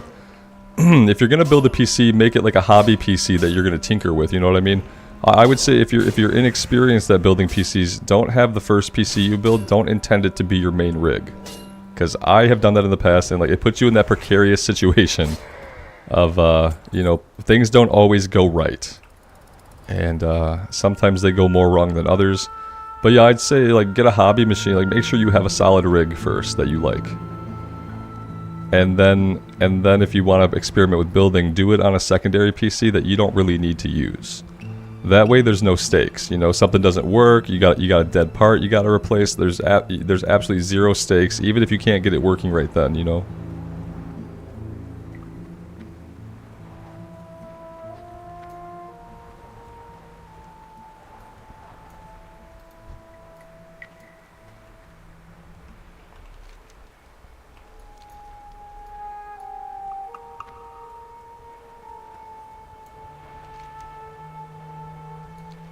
Oh, yeah, you thought we were down here. I thought we were down here too. Yeah, no, I had the same thought, 13. I'm like, wait. Are we in the right spot? This is a neat little area too, though, that I've never been up to. But yeah, this is something else. This is like an area that looks like there'd be a dragon hiding in it. I don't think we're gonna go back there any further. The pathway looks similar, yeah. It looked like a pathway in Desolace, exactly. Like every other pathway in Desolace looks. You know, like basically the surface of the moon, right? Yeah, I always have problems staying in zones like this for too long because after a while, like, the barren landscape kind of weighs on me. This isn't so bad because it's not dark or brooding, but it is just that blasted landscape of moon rock. Every once in a while there's a tree. That's basically it. Oh yeah, I realize we have not been seeing a lot of mining nodes here either. This is the first one that I've consciously seen, although there may have been others that I've missed.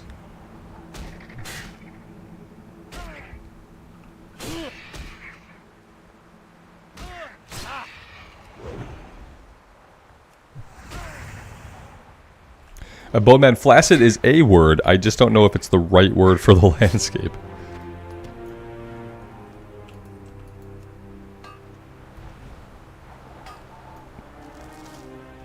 Ooh, there's maybe lots of iron right here in this little area.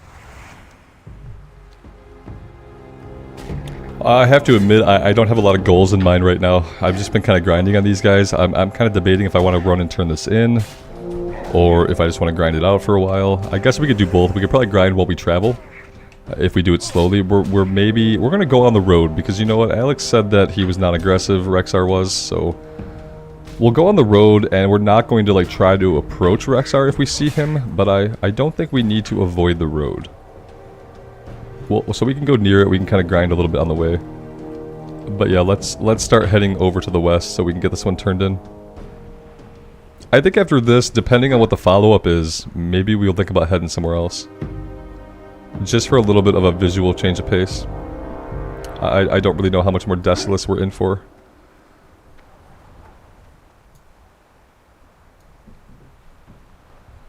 Curry Muncher, hardcore is only classic era. So in hardcore, the way we're playing it, you go to level 60, and you're just strictly in classic era. There's no expansion content or anything like that.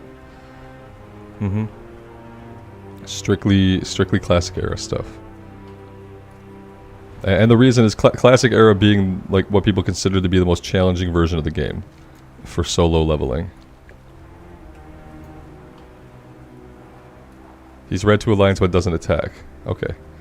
Perfect. Yeah, that's what Alex had told us, so I'll have a little bit of faith, and we will. The road is like really our only way through some of the terrain here. We have a lot of obnoxious terrain to deal with if we wanted to go off the road. And ultimately it's probably just not worth it. Classic Wowhead, yeah. Alright, yeah, we'll trust it, it's fine. The NPC in Stranglethorn ended up being non-aggressive as well. So, and that was kind of a surprise to me, so I'm more likely to just believe this than I might have been otherwise had we not had our Stranglethorn experience. Because that NPC I did walk up to test it. At least close enough to where I thought if she were aggressive, she would have aggroed. Oh, look at that. What is that? Headhunter's Buckler of the Owl. An Intellect Spirit Shield. Ugh. Well, I mean, the thing is, if we got a blue one-hander, like right now on the next kill, you know, we could probably do it. That actually looks kind of cool. That actually looks kind of cool. It's like Carapace. It's like a Silithid armor or something. That's interesting.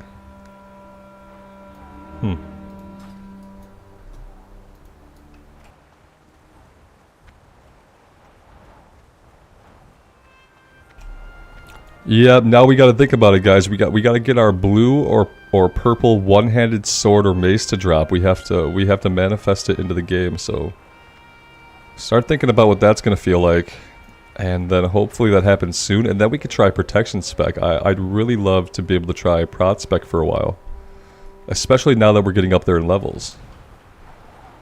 I feel like it'd be real. Keep it for transmog. Yeah, transmog.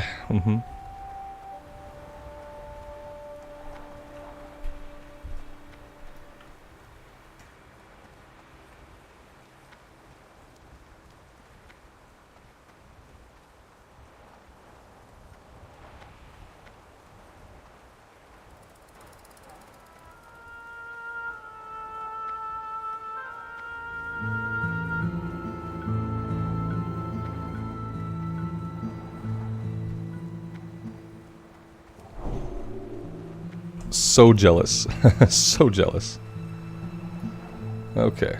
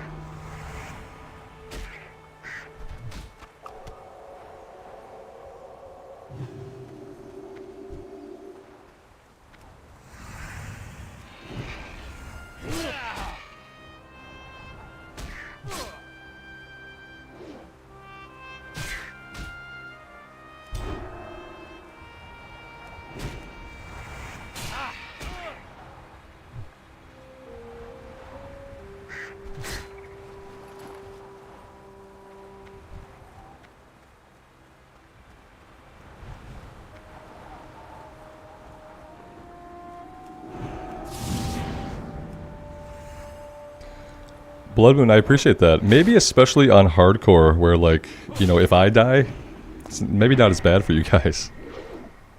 Do I want to be dealing with this? Absolutely not. I've decided that I don't want to be dealing with this at all. Level 38? Nah. Let's go ahead and just leash this guy. And now we know better. Now we know. I'm kind of missing the run speed buff from the talent. We have to go into that. We have to go into Pursuit of Justice with our next 2 talent points. I want this back. This got us up to an 8% movement speed increase, which is really, really helpful when you're running away. Jittery, that's a lot of seconds. The fact that you did that math is amazing. You could have just made up a string of numbers and I would just assume that you did the math, and part of me hopes that you did that instead of actually doing the math. But either way, I'm impressed. For science, right? For science. Mithril deposit we can't grab, obviously. It's probably like 220.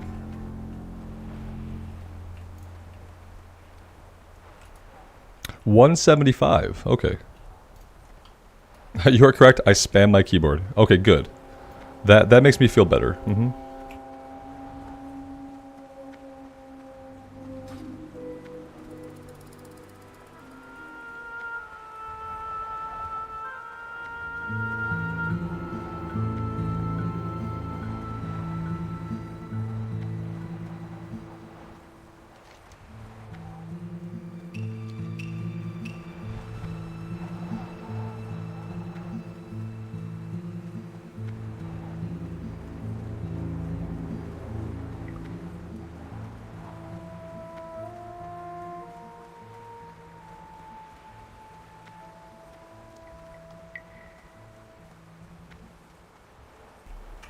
What's going on with these guys? I thought this was the escort quest. Oh. You have loot. What do you have? Oh, snap. We have been waiting to find somebody who actually has scrolls for a while now. And that's really awesome. I'm really glad we checked here.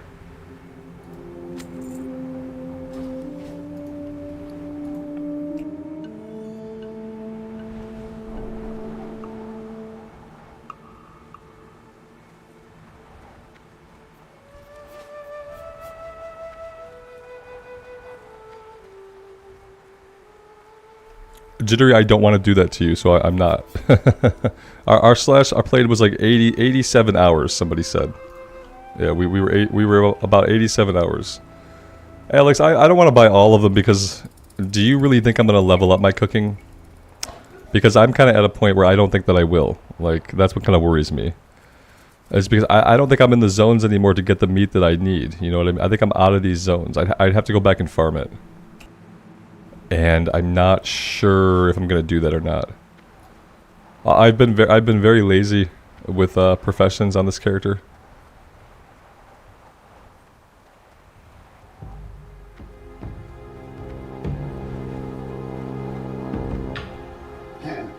Ra, to play hardcore how we're playing it now, you just need to be subbed to the game. And if you have an active sub to the game, you can install the classic client. And then under the server list, you're looking for your server. So if you want to do the hardcore challenge in the States, it's Bloodsail Buccaneers server. And if you're in the EU, it's the Hydraxian Waterlords. But yeah, you just need to be subbed to the game. We're just playing Classic Era. We're playing on a Classic Era server. And what you need really is to have the hardcore add-on installed. The hardcore add-on right now is what's tracking like your character. Let's see, bring 6 bags of crudely dried meat. When we're not at war, we hunt them for meat. Oh wait, what are we hunting for meat? They store extra meat so that they may fight longer between hunts. If you raid their village to the east and take their stores of meat, then their strength will fail. Okay, okay.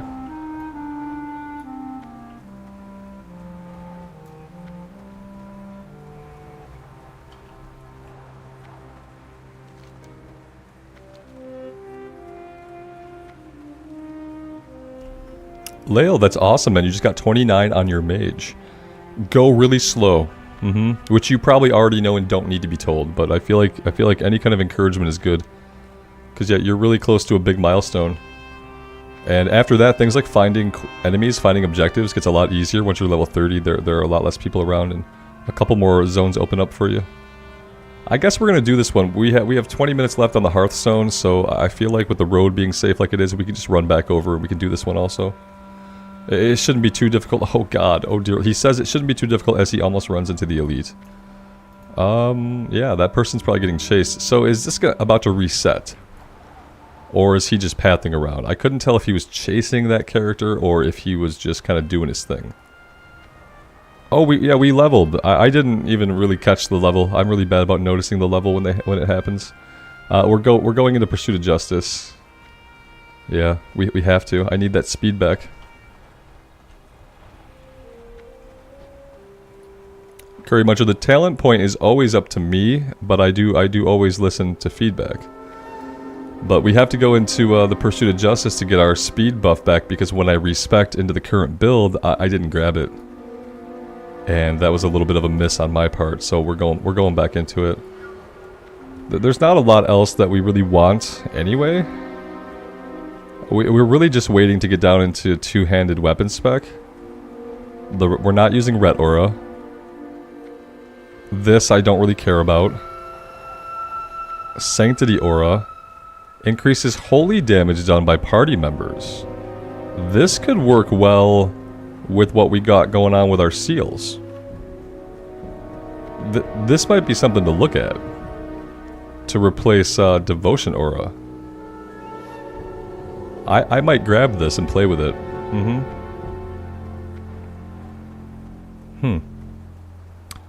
Okay, yeah, we'll see. But really, I'm trying to get down here. And then down here. And I'm probably not grabbing Repentance at all, so then we'll go somewhere else. Thanks, guys. Yeah, 35. It's not quite a milestone, but it's halfway through the 30s, so in that regard, it kind of is. And it feels really good. Yeah, you guys have definitely helped this character stay alive. This character would not have lasted this long as a recorded series. Too many factors can kind of happen when like you're in your own headspace in a hardcore run. You can get into your own headspace pretty deeply. And sometimes, depending on like what you're bringing to the table that day, you could just mess up. But with you guys, it's like I kind of have to focus a little bit more because I'm kind of like I'm on display, so it really helps. And then all of your guys' feedback, the warnings you guys give about different things that I'm not familiar with, all of it comes together to create this experience where we're having fun and somehow we're still alive. So that's been really special. I still remember day 2 of streaming, though we almost died in Red Ridge. I still remember that priest who tossed us that clutch heal. I should have snagged his name. I mean, I couldn't send him an email or anything, but yeah. I guess there's no way I could have ever really said thank you. I think I buffed him. Roach Papa, it could be, but then again, it's only useful against humanoids, I think.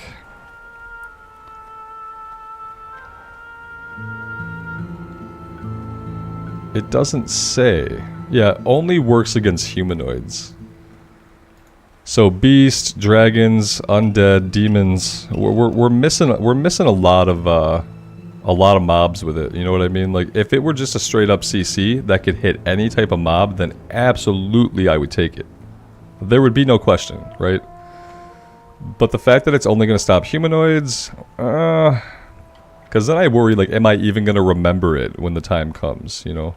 If I can't use it on everything, am I going to remember it when that moment comes? Where I happen to be fighting a humanoid, and it's a humanoid that I need to CC. I just don't know. I just don't know if it's worth it for me to grab it. It might be worth it for somebody. And it might even depend on like what zone you're questing in and how many humanoids you're coming up against, realistically. Static Display, hello, welcome to the stream. Thanks for stopping by.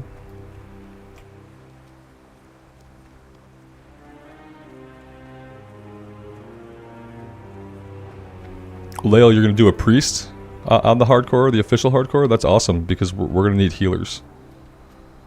I'm taking my Shami enhancement, so we're going to go full two-handed enhancement, so I'm going to be damaging. We're going to need some folks to throw some heals around. I mean, even as leveling enhancement, we could throw heals around too. It'd be fine. We're looking for stuff to pick up. We're looking for little brown bags. Okay, pretty obvious.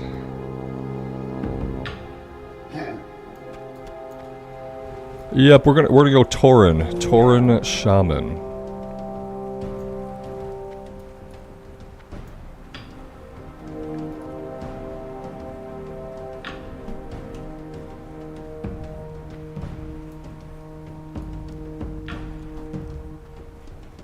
Alright, we're gonna have to fight for most of these, and we have to be careful now that they are aggressive.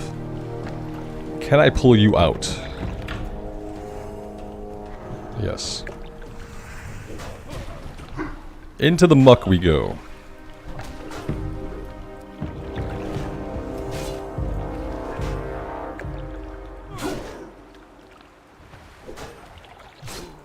Curry Muncher, I stopped leveling up my first aid like really early on, and I would recommend everybody to level up their first aid, but it's kind of like a do what I say and not what I do type of deal.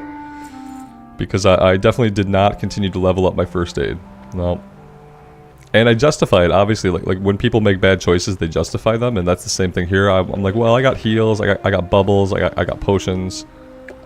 But yeah, everybody should level up their first aid. It could definitely save your life.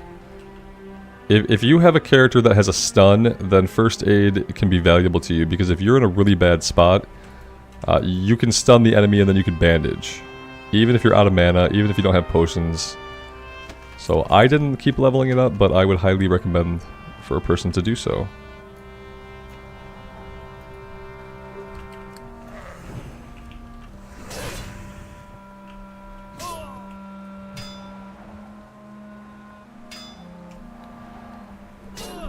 Thiago, yeah, this is WoW Classic Era. And we are doing the hardcore challenge on the Bloodsail Buccaneers server.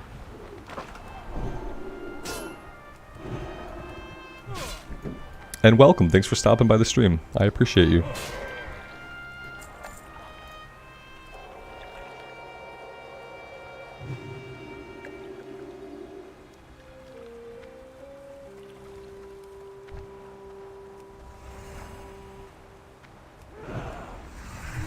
And yeah, if you don't know much about hardcore, the only super important thing to know about hardcore is just that if we die, we delete the character. We have one life. If we die, we delete. And that's it. There are some other rules and regulations too. No auction house. You can't trade with other players unless they're in your hardcore leveling group. And you can only do each dungeon one time, so there are some restrictions, but the biggest point is when you die, that's it, you're done. Adrian asks, do I play standing up? No, I'm sitting down right now. I try to keep my posture good. I'm a tall guy, so if I'm sitting here for 3 to 4 hours a day and I start slouching, then it's gonna be really bad for me. So I work at keeping myself in a decent posture.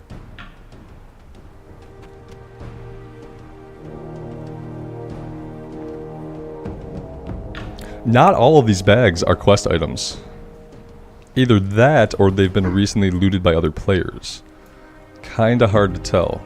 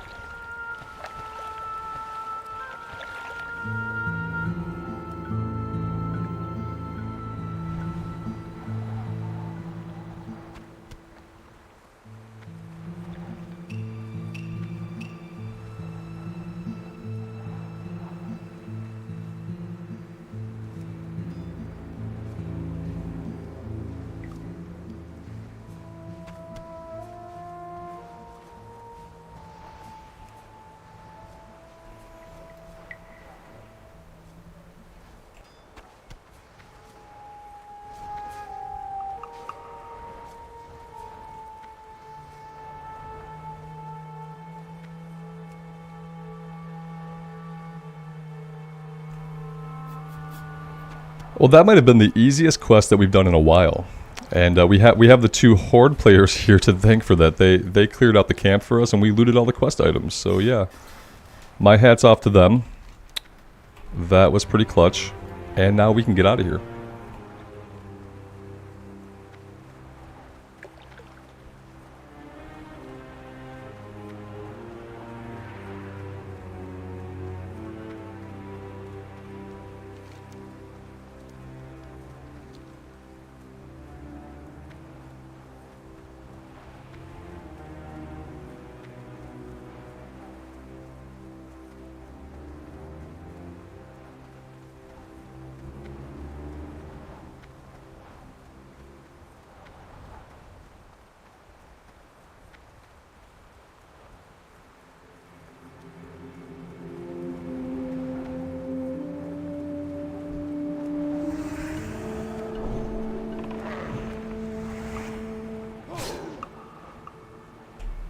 Corey, thanks. Yeah, I originally missed the ding as well, so I definitely get missing the dings. In Classic, I miss the dings like basically 80% of the time. I don't realize that we've dung, unless it saves our life. And then it's so obvious that, you know, I notice it. But otherwise, I tend to overlook it. Even if I point out that we're close to leveling, I will then overlook it when we ding.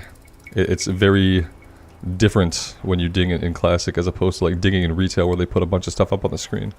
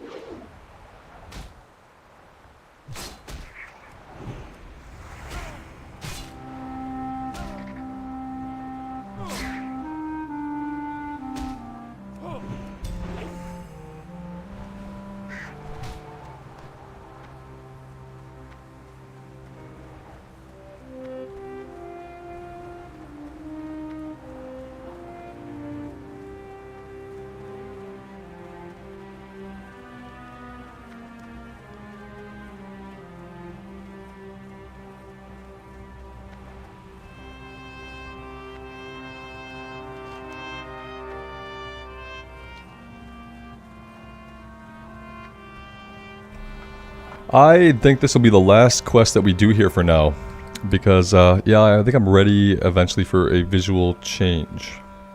And also, we've done this run a couple times. This is quite a long run. There's not really a lot to do on the way. Some of the enemies we can fight as we go. Some of them, the demons up ahead, are going to be like level 38. But I should probably be fighting what I can, especially when we have full mana.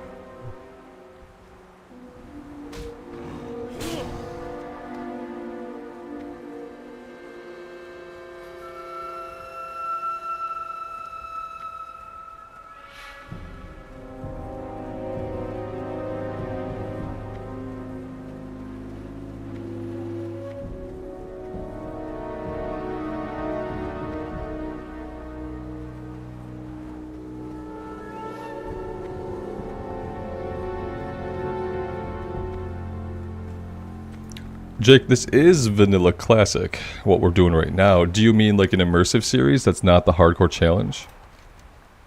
Because if that's your question, the answer is yes. But this is also Classic era. We're just doing the hardcore challenge here. And when I play Classic era immersive, I play on Mankrik though. because I think Whitemane is a PvP server, and Whitemane is what time is it in Western time, Pacific time? It's 3 hours behind me server time, and I prefer to play on servers where the time matches my time, or at least is like 1 time zone off and not 3 hours off. So yeah, I play on Mancrick. Yeah, Jake, if you are looking for an immersive, watch the channel this afternoon. I'm going to be putting up the start of a kind of a different approach to doing the immersive content for Classic Era. Basically the same, but a little bit different. I explain it right away in the video, what we're going to be doing. Basically, it's just about how I'm like breaking out the playlist a little bit. But yeah, immersive Classic Era. Immersive videos are going to exist on the channel. I've been streaming a lot, and I have been using most of my playtime to stream. And I understand that there's a lot of people that prefer the immersive content, and definitely that's always going to be a staple of the channel, even though recently I admit I have stepped away from it. But we will be stepping back to it for at least some consistent uploads. Basically, with the new immersive series, I'm trying to tackle zones that I'm never going to do in hardcore. So zones that I haven't done recently and zones that I'm just not going to complete in hardcore, I'm trying to do them as immersive. Mainly we're talking about the Night Elf stuff. The Night Elf stuff, because we can't really do a Night Elf hardcore run. We've tried, and without being able to safely do the run over to the human areas and stuff, it's too challenging for me to want to try a hardcore run on the Night Elf, so I know I'm never going to do it. So I'm focusing the immersive on Teldrassil and Darkshore to start. Because those are the zones that I'm probably never going to do on hardcore again. We're not going to touch them. So, yeah. And I've never seen all of Darkshore yet. And I'd like to. So that's kind of where I'm starting with the new immersive. Focusing on stuff I know we're not ever going to touch anytime soon, if ever again.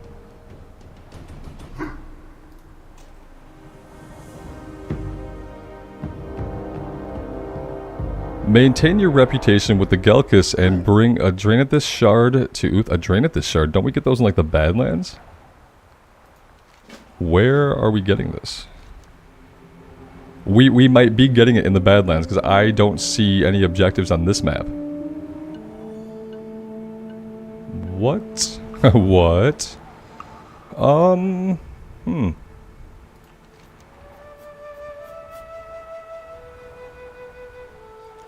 It comes from a place where mountains fly and where demons rule. Bring me a shard of Draenithis and it will make my magic strong. The shard is in a place called the Swamp of Sorrows. So not the Badlands, but pretty darn close. This is an example, like somebody was talking yesterday about the differences between classic questing and retail questing, is that Classic Era is not afraid to send you to an entirely another continent.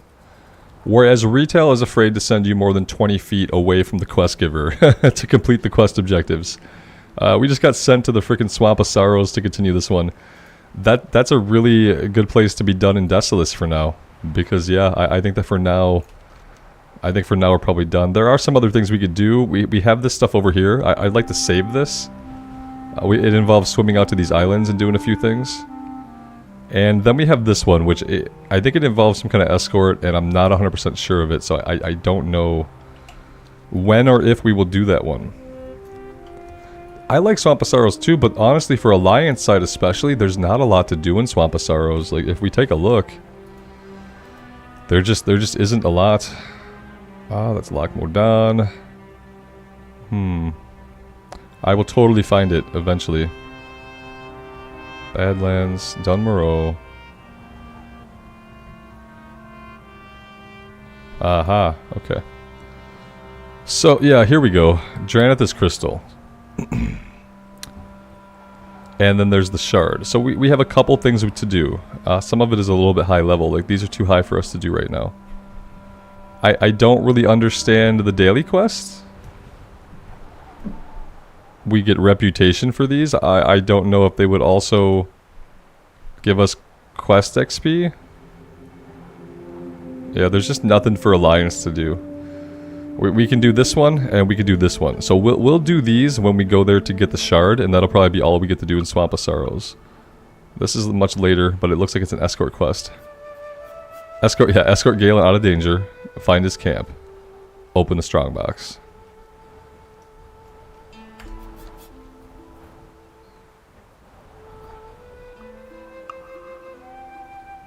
And now, we kind of have to decide what we are going to do next. Looking at a couple of places, we have stuff in the Arathi Highlands to do. Not very much, just the Witherbark stuff. Alterac Mountains. Maybe here. Somebody mentioned that the ogres up here have something on their loot table. I think it was a one-hander on their loot table, like a blue one-hander that we could possibly get as a random drop. So we could do that. That'd be an area that we have not been in before.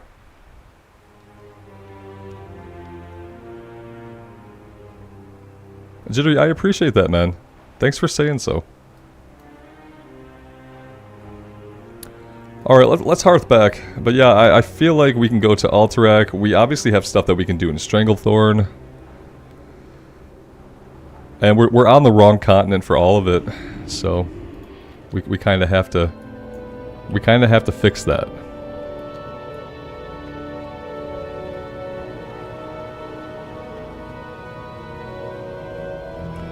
Corey, any reason that we chose Alliance? Our last two hardcore characters that we got killed were Horde. Yeah, we did a Horde Mage, Troll Mage, and before that we did a Tauren Druid, so... I had been flipping every time I got a character killed, I would flip to the opposite faction, but we stayed on the Horde side for 2 playthroughs in a row. Got them both killed, and then we came over to do Alliance stuff. And so then on the official hardcore Blizzard servers, we're gonna do Horde. Now that we've been in the Alliance stuff for a while. Okay, let's grab the flight point, and I have to see if we can get ourselves anywhere to get back to the Eastern Kingdoms, basically. We need to catch a boat. Oh, look, I've never grabbed the flight point. Awesome. How may I help? Alright, where can we go? We can go basically anywhere we want. So we probably just want to go to Aberdeen. And then we want to jump on the boat to get to Menethil. Be careful. Pretty sure that's good.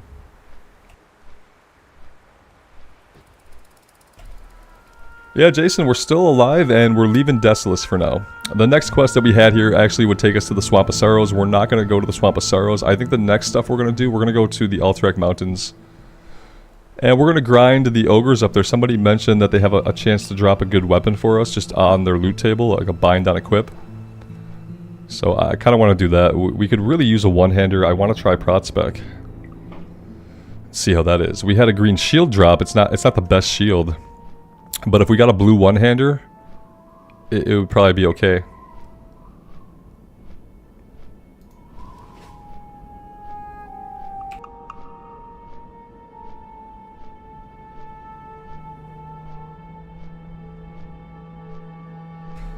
Yeah, it's kind of a long flight, and then we have to get on the boat, so if any of you guys need to step away, make a sandwich, get some food, refill your coffee, now would probably be an okay time to do that. Well, you're not going to miss much. Lots of mining in Alterac. Less exciting now that we're not having a production profession, I realize, but we could still sell it, you know. Our gold reserves are still really high, and I don't really foresee us needing the gold. That's kind of the weird thing. It's like especially when you're a paladin, right? The gold doesn't have a lot of purpose. Every other class, you're going to be saving to get your mount. So that's going to feel a lot different when we're on the shaman. We're going to need every gold that we can get. But on this character, without the auction house and without like a lot of stuff to spend our gold on, we have a lot of gold and we don't use it.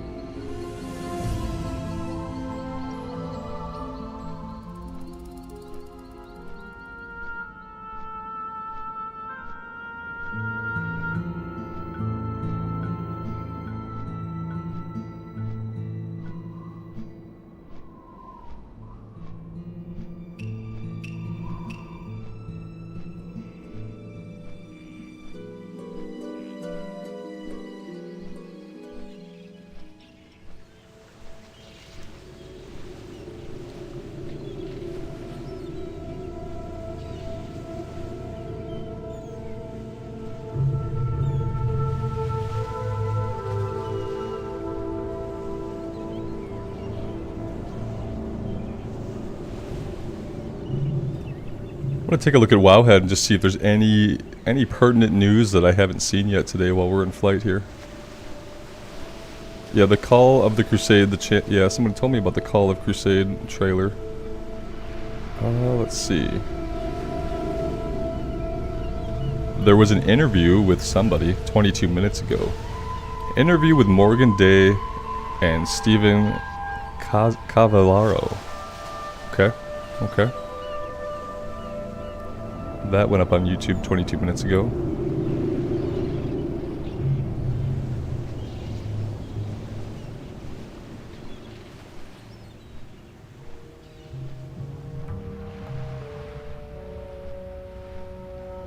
Oh, they're talking about the Dragonflight Fractures in Time. Fractures in Time must be their new event that they're going to have in the next patch.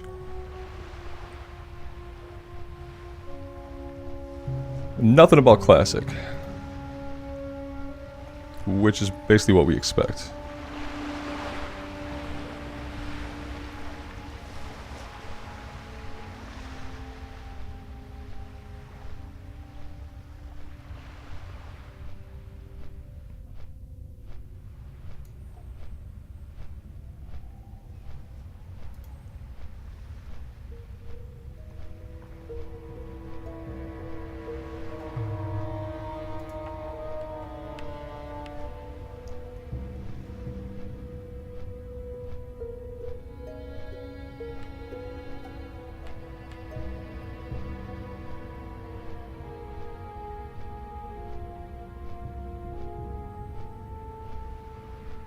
Yeah, it looks like they added some like higher difficulty stuff to some of the dungeons in Wrath, but yeah, besides that, we're pushing out the tournament, just pushing forward with the tournament.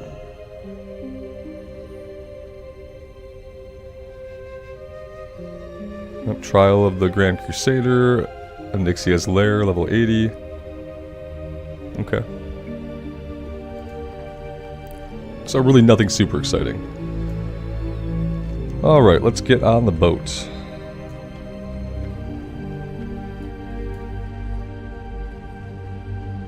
Yeah, I just can't get excited about Wrath. I would have to, they would have to, like, there'd have to be a future for it for me to really care about it. Especially for me to, like, re-engage in any endgame stuff. There'd have to be, you know, Wrath Classic Plus. But that's not going to happen, so it's really hard for me to really care about it at this point.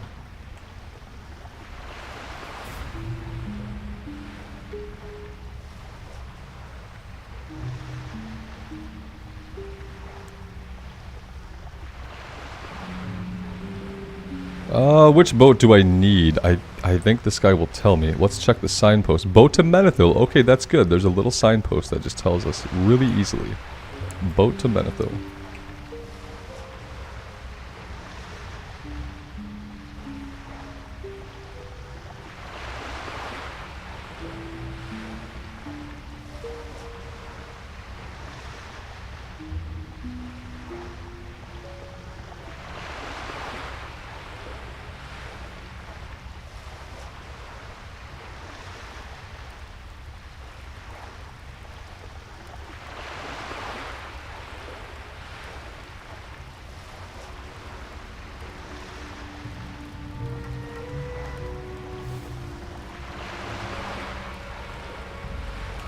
Oh, this level 1 hunter is going to try to do the run.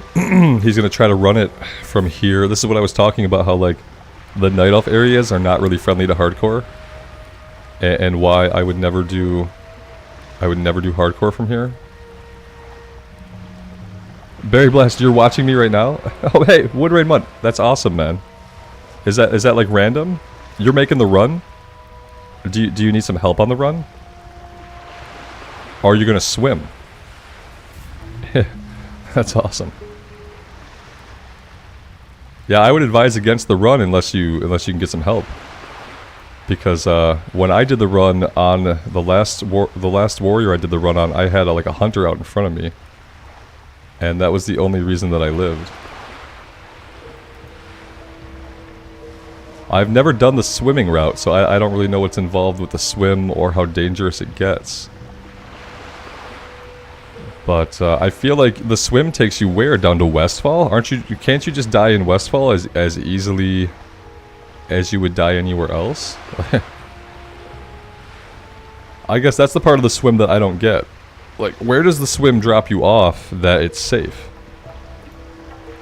Like, where do you swim to that you're actually just safe? Oh, I guess you could just... Maybe somewhere right here? You come ashore right here, and then very, very quickly you're in Elwyn. And then maybe you get to the road? Is that how you do it?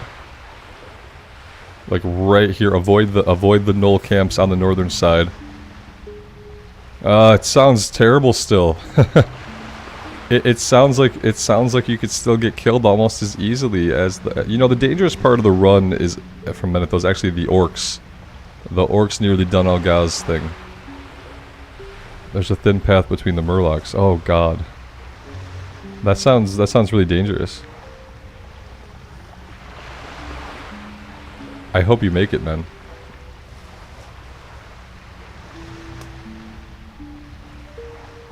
Yeah, I fired up a Night Elf Immersive series because I know I'm never gonna play a Night Elf in hardcore. And also the last Night Elf the last Night Elf I took over to the human and the Dwarven lands, and this time I want to stay. I want to get a complete run of Teldrassil and Darkshore. Well, best of luck to you, man. I hope you live. I guess if you die, you can just quickly create another character and try again, right? So it's like there's not a lot of stakes. It probably takes like what, 30 minutes, 20 minutes to try to do it. So worst case scenario, you lose like 20-30 minutes on like character creation and then attempting to swim.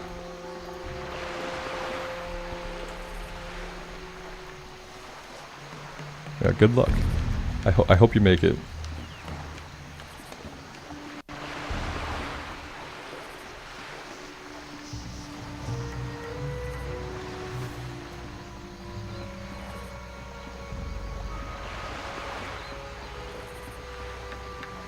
Alex, you tried to help him and he got himself killed still?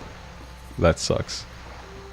Yeah, we helped somebody run through one time and they also were like getting too far from me and they almost died many times. Like, they didn't make it easy for me to escort them. I think they were trying not to need help because I guess you can't really ask for or indicate it, but I was trying to like make it clear that I was gonna not get them killed, but they were just out on their own kind of.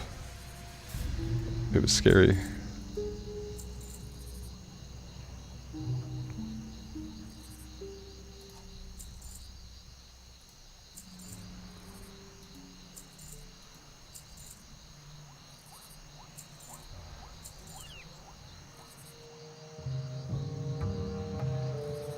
Safe travels. Alright, so we decided on Alterac, which means we need to jump flight over to South Shore. Hey there. Farewell.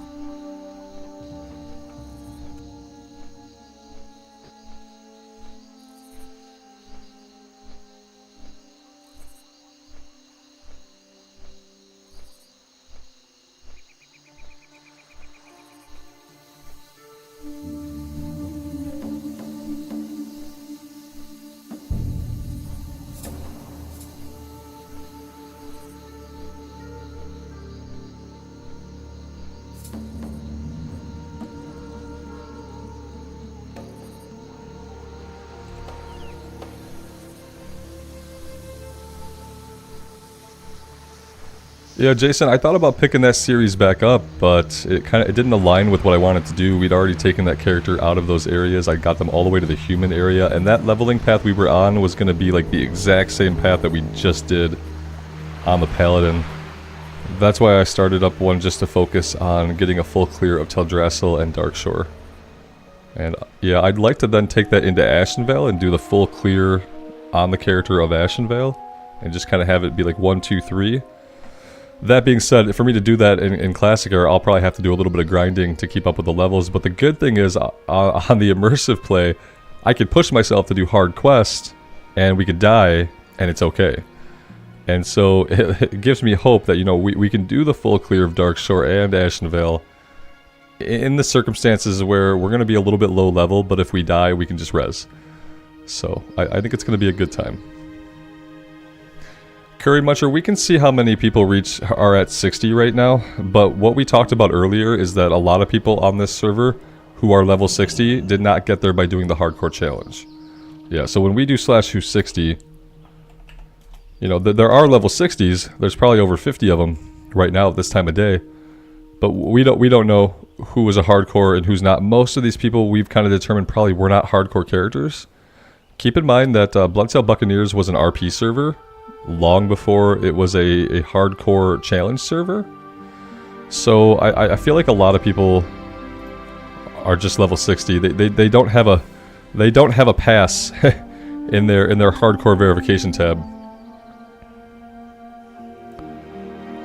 You think /who HC Elite and that would show everyone in that guild, then we could filter the 60s? Yeah, we could, but same thing there. We don't know, you know. Without being able to check out somebody's verification, we don't know. Yeah, Curry Muncher, I hadn't thought about it until people in chat pointed it out this morning when we did this. We did the /who, and then a few people pointed out that there was no guarantee that those people were hardcore players, and also a couple people have confirmed that when they're around level 60s and they inspect them, that they have a fail. They have a fail for their hardcore verification, so... And yeah, I was talking about how, like, I think what happens to people, and it's totally fine, is that you level a character up, we put 80-something hours in. So for some people, you put 80 to 100 hours in, let's say you get killed at level 40, I think some people say, you know what, I love this character, I'm having a great time, I'm not ending the journey. And they res and they keep going. I think that happens to some people, and that's perfectly fine.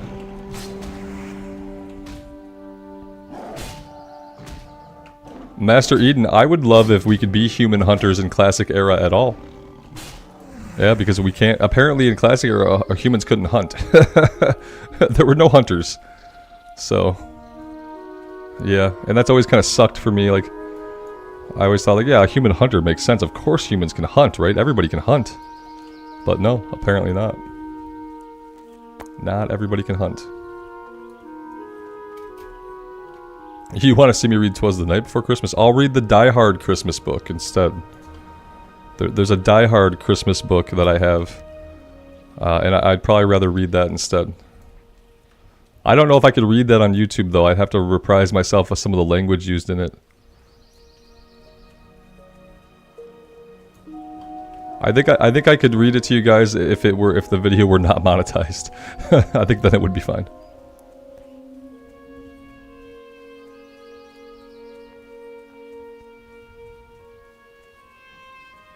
David, Die Hard 1 and 2 are the best Christmas movies. Yeah. And I generally watch them every year. Because they are the best Christmas movies. Absolutely.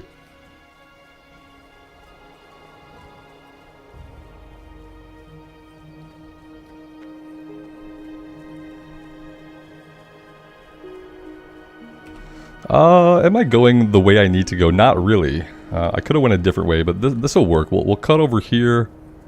There's a horde PvP thing somewhere, isn't there, that I need to kind of be aware of.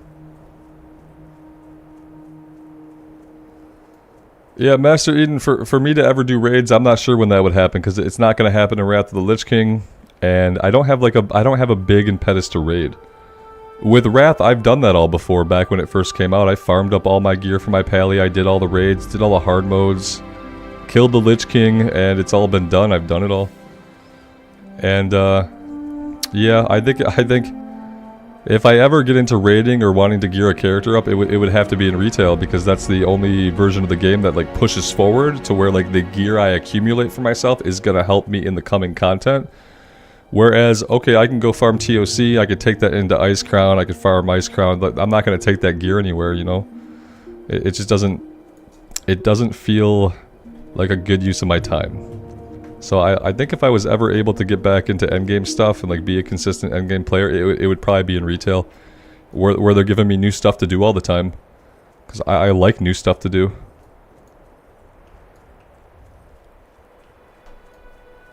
The horde yeah, the horde thing's right here, right? I'm kind of following this warlock, to be honest, because I have a feeling he might be going to the same place we're going to. Oh, we totally passed where we're going. He's not. He's not going where we're going, and we're not going the right way. Let me backtrack. The fog kind of came out of nowhere, didn't it, Gina? I didn't notice till you said that, but yeah, it's quite foggy, and I didn't really notice it till now. But yeah, it actually looks really good for Classic. Jake, that's why we need Classic Plus so bad. Yeah, we're not gonna get a Classic Plus, man. I don't want people to be barking up that tree thinking, like, ever getting your hopes up to think that you're ever gonna get, like, you're not ever gonna get substantial new content for Classic. Because there's no way for them to sell it to you. All you can hope for is that you're gonna get seasonal Classic era. Okay, they've told us there's a new season coming, so you're gonna get seasonal content for Classic era if you're really lucky. And that's gonna last a certain amount of time. It's gonna last as long as there's people enjoying it. But listen, we had Season of Mastery, okay? Season of Mastery. We got an experience buff that made us level faster, and we had a whole year for the season, okay? You don't need an experience buff if the season's gonna be a year long. And then all they did was they made some of the raids harder and tweaked some things. That's not much for a season. That's not content, you know? Yeah, and they were talking about their season. I don't know if that's recent news, Jittery, or not, if it's something that was posted. It would have had to go up on Wowhead in the past 15 minutes since I last checked. But maybe they did. It could be. Today, there's a lot of things happening today. There was a Morgan Day interview about Dragonflight features. There's a couple other announcements, so maybe we will get some news today. But yeah, to temper your expectations about the content of, especially if they're calling it a new Season of Mastery, because the Season of Mastery sucked. I have no interest in playing another Season of Mastery if all we're gonna get is an XP buff and some tweaks to the raids. I have zero interest in that. The only way I'm interested is if there's like some cool affixes or they've added shit to the game. So if they add stuff to the game, new quests, new zones, new 5-mans, new raids, then I'd be interested. They're not going to do any of that. And they're not going to do any of it because they can't sell it to you, because you get Classic for your sub. The only way they could sell you Classic Plus content is if they made enough of it to put it into an expansion pack. That's the only way they would do it. And are you going to want to buy a $39 expansion pack to Classic? How many people are going to want to do that? Because I think the biggest draw for people to play Classic is that they get it with their sub. And they cannot, will not, create a bunch of content for us if they can't sell it to us. That's just how game companies have to work. They can't let us keep paying our $15 sub and give us new zones and new quests and new raids and new dungeons and new classes. They can't do it. They're not going to. So if you're a person who's kind of like holding out in life for a real Classic Plus, the way we might imagine it, don't. Don't. Check out whatever they do with the new season. Whatever they do with this new season, that's what they're going to try to do going forward. And that's either going to work or it's going to fail.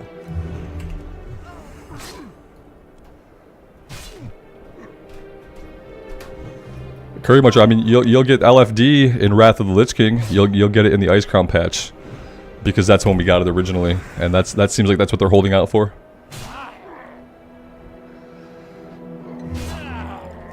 Jason, I mean, SOM started out great as just like a fresh start, but as seasonal content, it was stupid and ill-conceived. First thing, if the season is a year long, you don't need an experience buff. Classic is all about the journey. For most people. There's a small subset of people who want to farm Classic era raids, but that number of people is really small compared with the number of people who are interested in a fresh start for the journey. So if you're going to have a year-long season, don't do the experience buff. We leveled up in 3 months and hit cap, and then it's like, okay, unless you want to do raids for 9 months, you got nothing to do. Who wants to raid the same raids for 9 months? Who cares? That's why it was stupid and ill-conceived. If it had been a 6-month season, also the only thing way it's a season is if we get seasonal content one after the next. One season starts, one season ends, the next season begins the next week. That's seasonal content. It doesn't stop for an entire year. You don't go dark for a year on seasonal content. And then say, look, the new season's coming out a year after the other one ended. Oh, and the other one was a year long, so it's been 2 years since the start of the first season. So, I don't know, man. Junito, oh my god, a crybaby. If you're talking to me, there's plenty of other places to be, brother. Plenty of other streams out there, man. I will whine about what I want on my stream. Mm-hmm.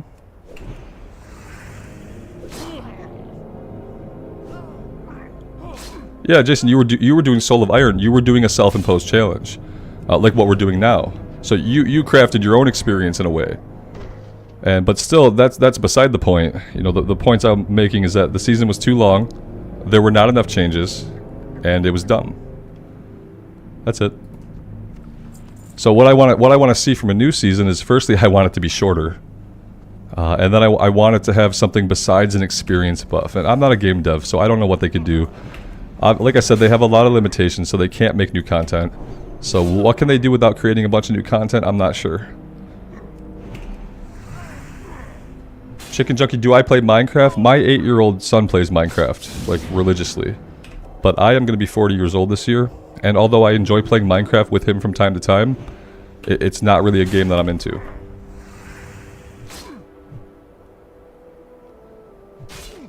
I'm using a Logitech mechanical keyboard from like 8 years ago. It's probably an older model that doesn't really exist anymore, and I probably need to replace it, but I'm kind of attached to it.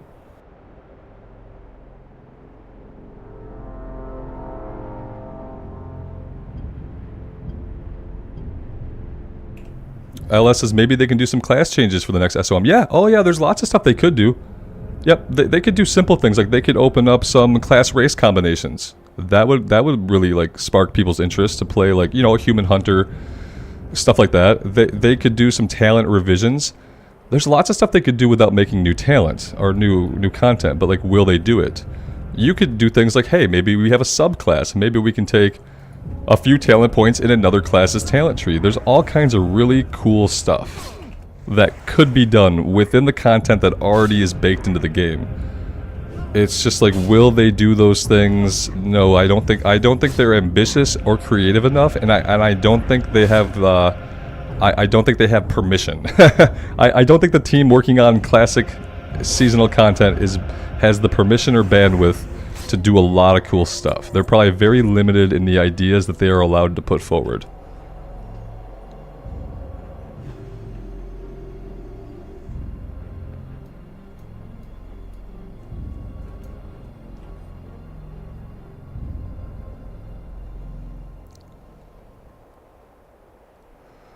Philip Carter, people think the next retail expansion will have to do with pirates, unfortunately. That's where the pirate news is from. It's just the next 11.0 people think it's going to be. And by people, I mean mainly Taliesin. But he's usually right about what the expansions are going to be about. Pirates is like the least thing that I want to see, yeah. I think that the Pirates of the Caribbean movies pretty much steamrolled any like original pirate thoughts. And so now everything that's a pirate thing just draws from the Pirates of the Caribbean movies from 15 years ago. And I find that incredibly lame and uninspired, so... I will not be down for a pirate expansion if that happens. I feel like that also probably hits a younger demographic, I feel like. At least the way they do pirates these days. Yeah, pirates really... Sadly, yes. Sadly, there's evidence that the next expansion might be like a... roaming the seas, the far reaches of Azeroth, the areas on the other side of the planet where we've never been, and somehow that's going to be wrapped into having a boat, probably, and all this other crap that's pirate-related. I'm not a pirate fan, so I kind of hope they don't go that route, but it looks like they might. Yeah, see, Jittery says it would be amazing, right? There are people that love pirate stuff, and I feel like those people are mainly younger than me for the most part.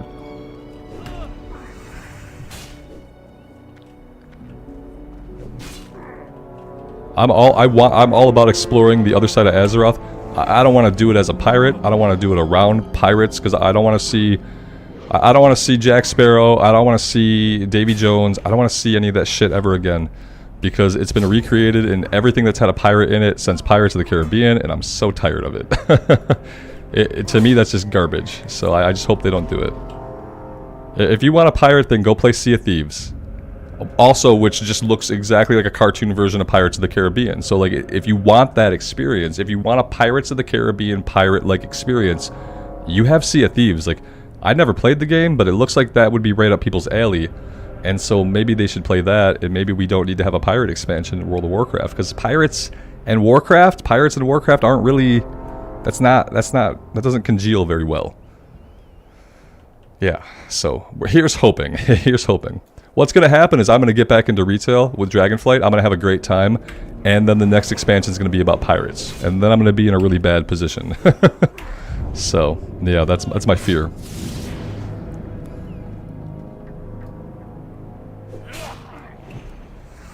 Yeah, and the pirates in Stranglethorn Vale, they're fine because they come from an era, you know, before pirates just became what they are today.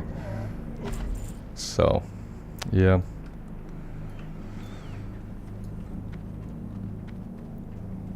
Everyone will play the Outlaw Rogue. Yeah, it would be the only thematic class to play. Exactly. Pirates in Space Grant. I don't think we're getting that one. No, we've already got blue aliens in space. I don't think we're getting pirates in space. Jittery, no one wants to see me do reacts. Nobody wants that. Let's let Asmongold handle the reacts. I feel like he's got that on lock, and he does them really well, and he has good opinions on stuff, so I will leave that to the professionals, as they say.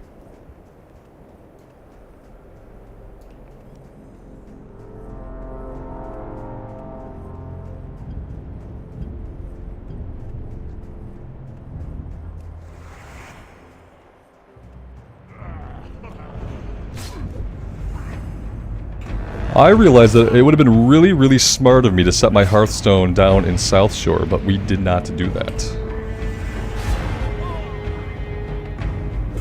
Marlena, you think it's kind of lazy? Yeah, if I sat here and did React content all day, for me that would be lazy. Yeah.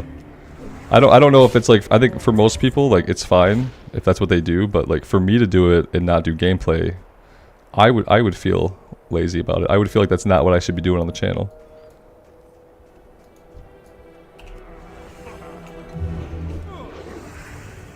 If there's ever any like big classic era news that I care about and I happen to be streaming when it drops, then I'll pull it up and we'll take a look at it. But I'd rather not like do reacts to other people's videos. That's what I don't want. If it's news from Blizzard and it's really pertinent to what we're doing, like classic era specifically, then I will pull it up and look at it. But if it's shit about another version of the game, or if it's about Wrath of the Lich King, or if it's about this or that, then I really don't care to have the content here.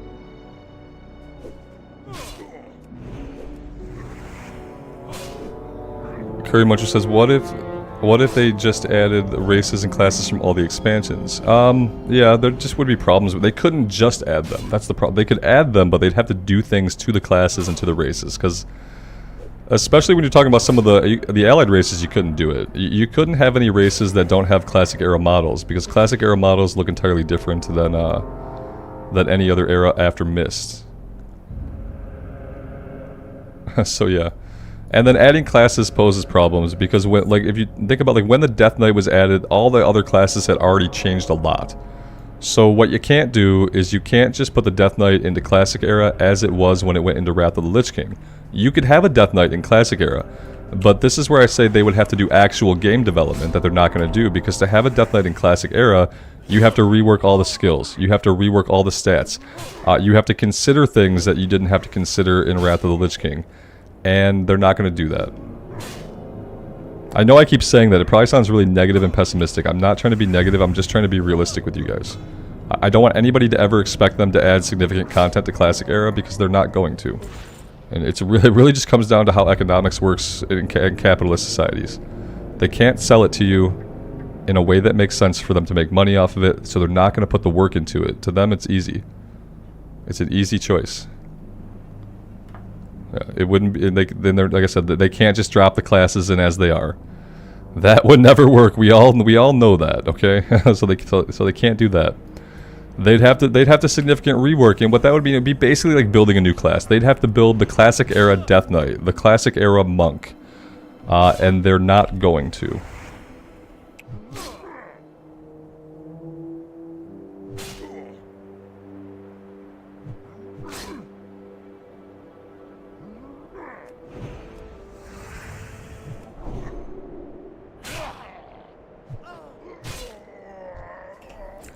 David, from what I know of the original code, it's like archaic and probably extremely hard for people to work in. Because I don't think it resembles any coding language that is used by people today.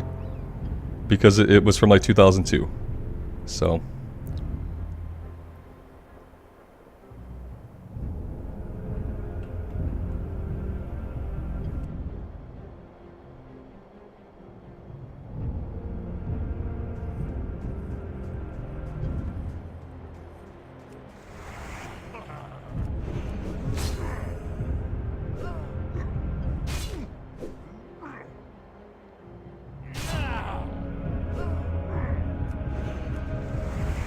Sure, but the game engine has been the same ever since. They just stack stuff on top of it. So the base game engine's down here, and like every time they want to add some like shadows to the game, or a new class, or some new character skins, make things look different, they just stack shit on top of the game engine.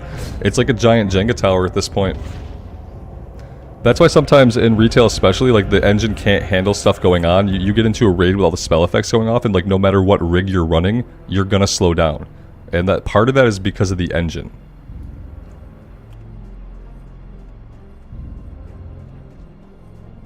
Yeah, you could probably look into it. There's probably some YouTube videos that explain it. Preach had a good video explaining how the WoW server works when it comes to actually calculating shit and why we get like lag a lot in retail, especially in raids and whatnot. But yeah, basically, I mean, the base engine is ancient, and they never did a refab of the engine. They never said, hey, we're moving this to a modern game engine. That never happened. They stacked stuff on top of it, and you can change things to a certain extent. But at its core, it is what it is, sort of thing. Any long-lived codebase becomes a Jenga tower. Yeah, exactly. Exactly. And the longer it lives, like, the more problems you can have. It would be really cool for them to just do a new engine. The game should look the same, I think. I don't want, like, a WoW 2. A retail should still look like retail, but I really feel like it might be worth their investment to build a new engine for that to exist in. But, you know, again, that's money. They'd have to spend money. And it's not going to get them any more money. A corporation, especially a publicly traded one, can't spend money without a promise of money coming in that's going to be more.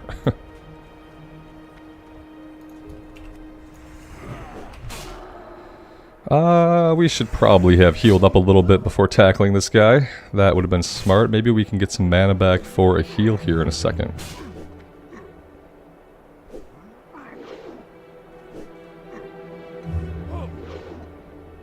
Let's pop a potion just to be sure.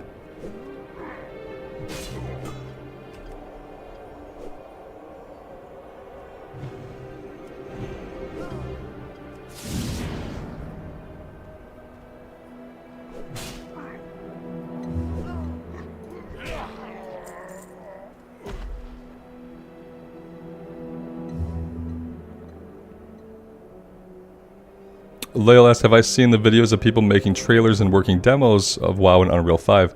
I think I've seen one of them of like an orc running around Silithus or something. Yeah, it seems cool.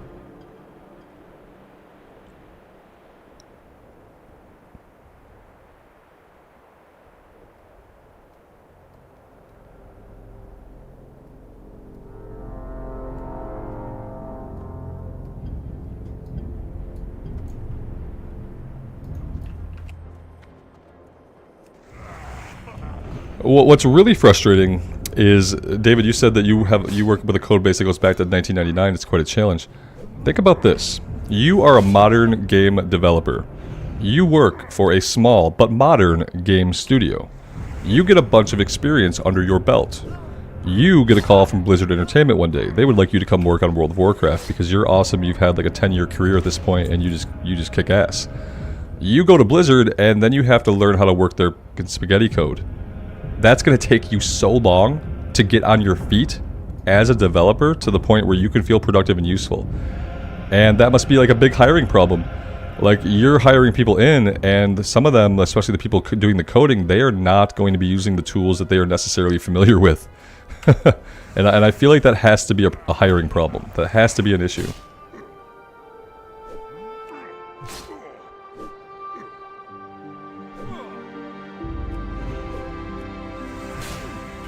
Jittery, I appreciate that, man. I'll keep an eye on it. We'll be okay, though. Sometimes I like to live life on the edge.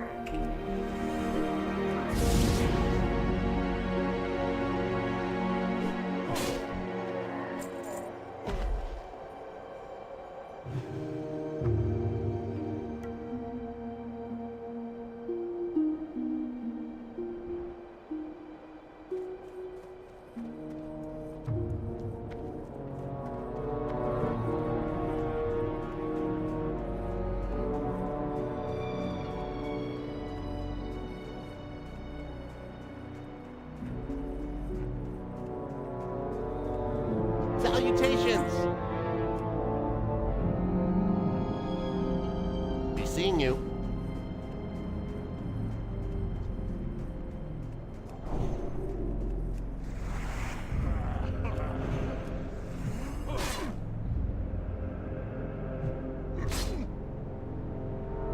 David lives life on the edge, falls off elevator.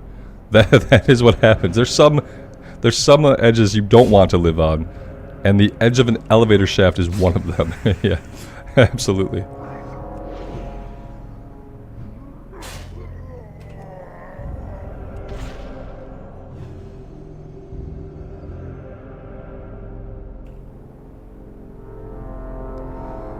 Grant asks, assuming the deal with Microsoft Activision goes through, is it more or less likely that Blizzard would invest in any of the changes we're talking about? It's a little bit more likely. Yeah, because Microsoft seems to have like a longer term view of things. They also sometimes do stuff just because it's good to do, like the way they did the Age of Empires 2 remaster was like really well done, and like that did not make them a lot of money. They probably spent more money doing that necessarily than they made back. And so I think some things could change, but you know, the more things change, the more they stay the same. Ultimately, Microsoft is a corporation just like Blizzard, or just like Activision, and you're going to see some of the same impetus driving their choices that currently drives Activision. You might get leadership in place, and like leadership changes so frequently in places like that like, yeah, you might have leadership in place that's more open to pursuing unique ideas, even though it might not be the most productive or monetarily viable. Well, we just have to wait and see. It might not even go through at this point. They're still held up on it. It's like, is it ever going to go through? And like, ultimately, for like the majority of the player base, I don't think we're going to care. I don't think it's going to affect us too much at this point. Yeah, it could get a little bit better. But it depends on what you see as the current problems. If we're talking about just adding a bunch of content to Classic Era, no, I don't even think Microsoft would necessarily care to do a lot of that. Sarah, welcome to the stream. Thanks for stopping by.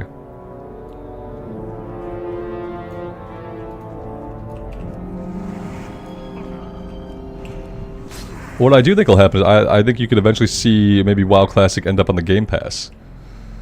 I think that's the thing that could happen. Which could be cool. That could get people more exposure to the game and stuff.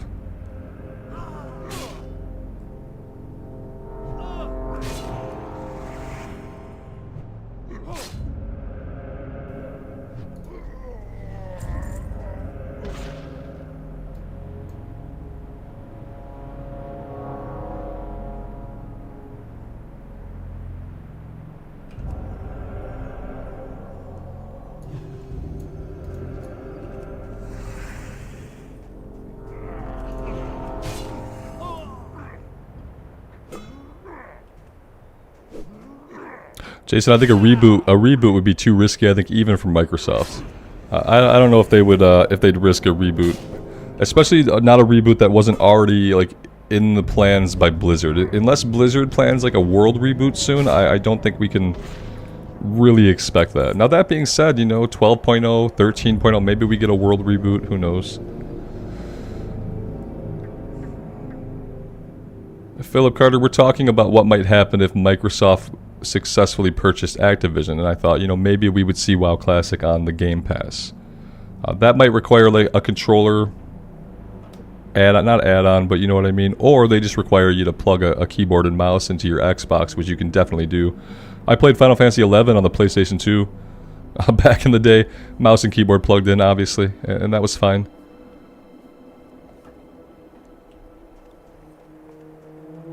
Ty, take care at work, man. Thanks for being here and hanging out. I appreciate it.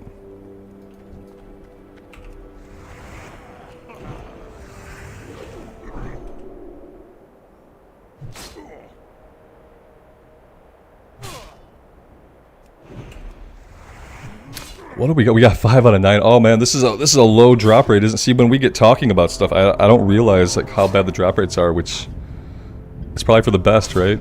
The drop rate here is pretty atrocious. Of course, now we get an item.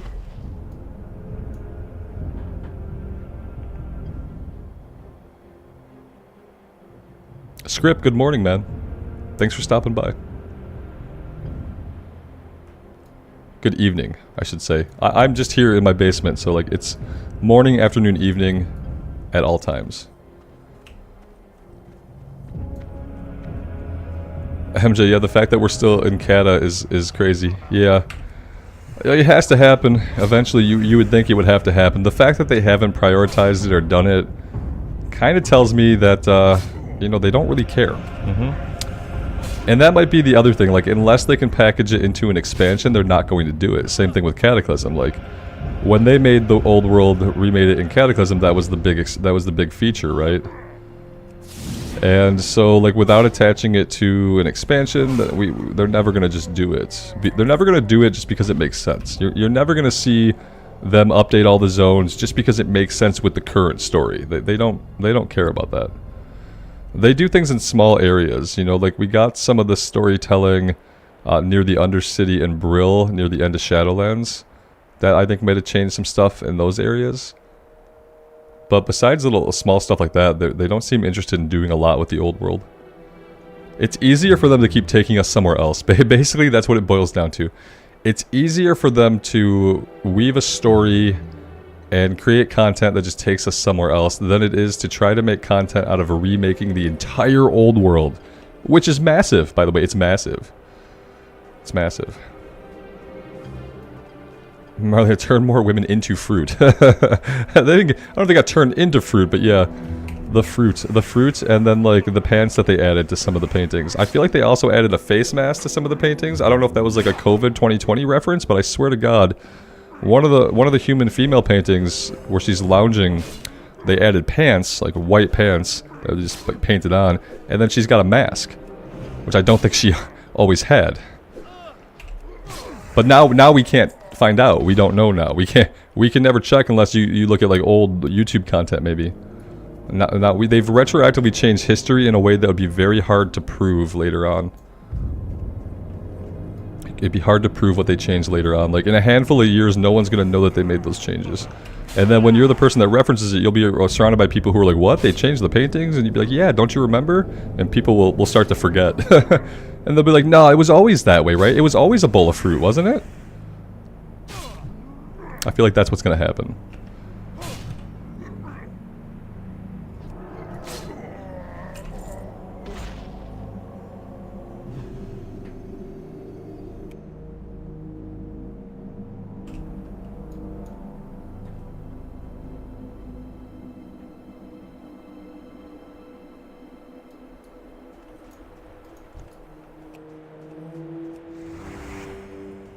Alright, we need 2 more quest items, and I know that like a blue one-hander just wants to drop for us.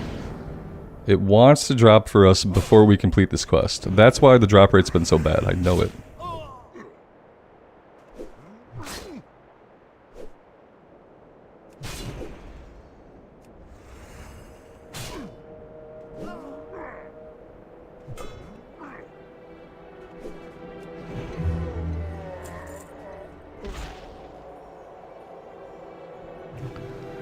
I have noticed that we are basically healing and drinking after most fights.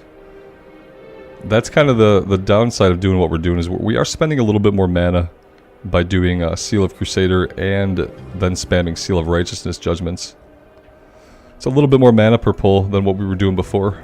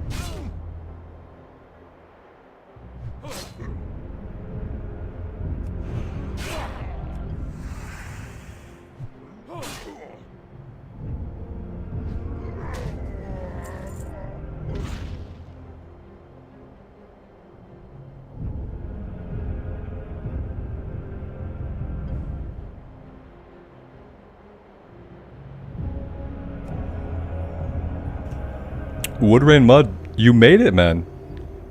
You got the gold shire. Wow. You just got there, too. That was longer than I thought it would be. That's awesome, man. And before you had to leave for work? That's great. I'm super happy you made it. It would have been sad to find out that you died. Because that was a long time, a lot of time investment there. More than I thought it was. That's awesome, though.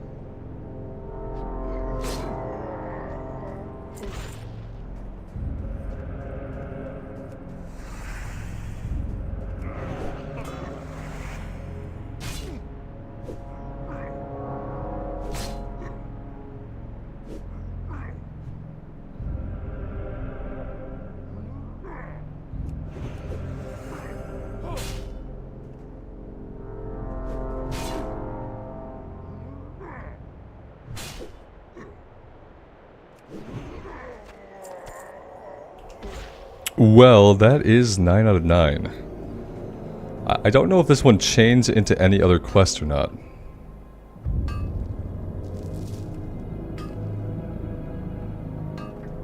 But we should probably run back and find out. How's the inventory looking? Inventory looks really good. We have not really been having inventory problems since I stopped trying to hold on to everything to do blacksmithing. We admittedly have had a lot less inventory issues, so I don't regret dropping blacksmithing.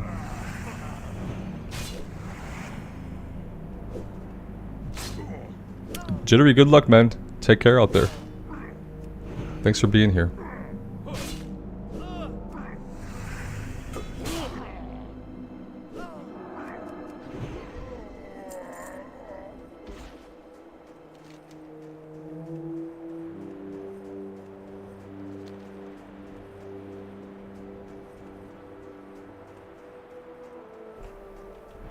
Johnny, thanks for being here, man.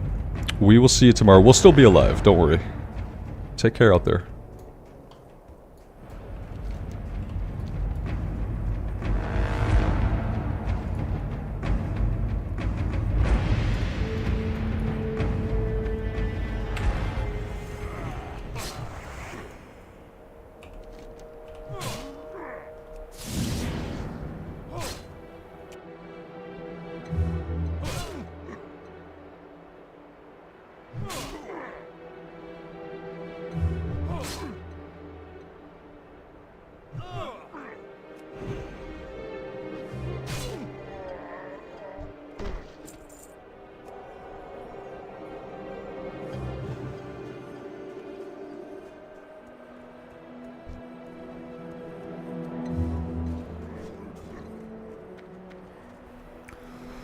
This level 38 warrior just tore both of these guys apart.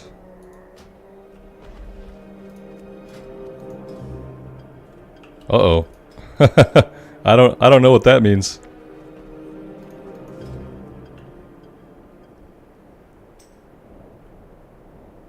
There's no way. How'd he get all these blues? How'd you get all those blues, buddy? Did I look for the rare mob? I did not look for the rare mob.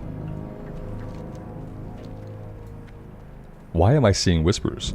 Oh, that's why I'm seeing whispers. We're not even in the immersion mode tab.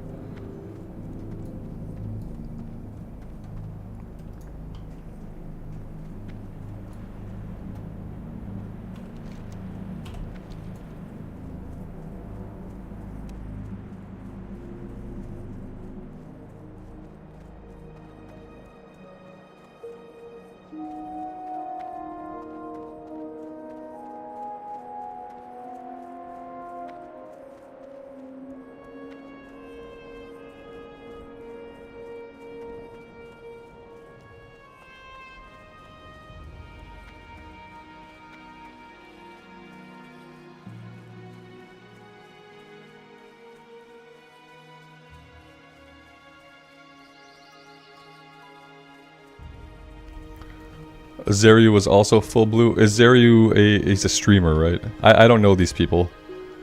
So I'm assuming he's like a hardcore streamer. And he still died. Yeah, he's probably, yeah. I mean, it's possible. You can die in full blues for sure. Definitely. I don't know how you get into full blues, legitimately. If I'm being honest. Especially by level 40, you'd have to get exceptionally lucky to get enough drops on the one dungeon you can do each dungeon to get into full blues. If you're in a group of people and like they all pass for you and like that you make sure they feed you all the loot, then yeah, maybe. Sometimes I think it's bullshit. Like I don't know if I like 100% believe it. All these people, you know, especially like the bigger streamers and stuff with all the stuff that's happened recently. Like I don't know if I believe they are truthful 100% of the time with their playthroughs. And that's kind of a shitty thing to say. And I don't know them from Adam. You know what I mean? But with some of the stuff that's happened recently, I just have a fair amount of skepticism. Especially when someone's running around at level 40 in all blues. That's pretty sketch to me. If by level 60 you had all blues and like some of them were level 30 blues, some of them were level 40, some were level 50, and you just kept your blues on over time because they were better, then I believe that a little bit more than just you saying I have a full set of blues within the last 10 levels. Seems kind of far-fetched. I feel like that would be hard to do even if you were allowed to run dungeons over and over again, unless people were feeding you all the gear and you were doing that, or you were using the auction house and having people give you gear. That's really the only way I could imagine that by level 40 you would have a full set of blues, so. And to believe otherwise, I'd have to be able to watch their entire playthrough. No playing logged off. I don't think like playing logged off is fine, or off the stream. And that's kind of the mentality I took with this character as soon as we started streaming it, was like, all of it should happen on the stream. I should never come back on one day and be like, hey guys, look at this awesome blue I got that you guys never saw me get. Oh, I got this blue too, and I got this epic. Oh, I played last night when you guys weren't here, and I got all this cool stuff. It was totally normal drops. I would never trust anything like that. So yeah. Emil, I have not tried Turtle WoW. I can't try Turtle WoW because private servers are against the Blizzard TOS. And so if I tried Turtle WoW, let's say that I really liked it. That doesn't put me in a good position because I can't stream it with you guys and I can't make content about it because it's against the terms of service. You technically can't play on a private server because you didn't give Blizzard money. They don't like that kind of thing. So I've never looked at it because even if I like it, I can't play it. Check the herbalist and the vendor. Right. Ooh. See you around. Yeah, let's go see. Water, thanks. Yeah, we hit 35 today. We've been doing pretty good. It's been a good time. What are you looking for? What do you got? 4 spirit and fire resist. Nothing good today. See you later. And then the herbalist for potions and stuff, right? Where is she? Over here, I think. That's the butcher. That's trade goods. That's alchemy. There we go. Good day to you. Looks like nothing. Would this be the vendor that had it? Had any potions? Oh, we do have a health potion I didn't see us pick up. See you later. Jittery, the next one will have the updated title. Yeah, I like to just leave it how I start. And with that being said, guys, I am going to stop here for the afternoon. It's been a great 3 hours and something minutes. Thank you guys all for being here. I think we made good progress today. I feel good. You know, 40 is within reach. We're gonna be there before we know it. And yeah, I appreciate you guys showing up. I don't know if I will be back in hardcore today. I think if I stream again today, I'm gonna check out my evoker in retail. So I know a lot of you guys aren't really into retail. It's totally fine. But I might get back on that and check it out. I've been really excited for the new evoker spec, the support class spec that they're going to be adding in the next half patch. So I might get on and check that out later. If not, either way, I'll be back here probably tomorrow afternoon playing some hardcore. Thank you guys again, and until next time, take care of yourselves out there and take care of each other. And we'll see you back here again very soon. Bye for now.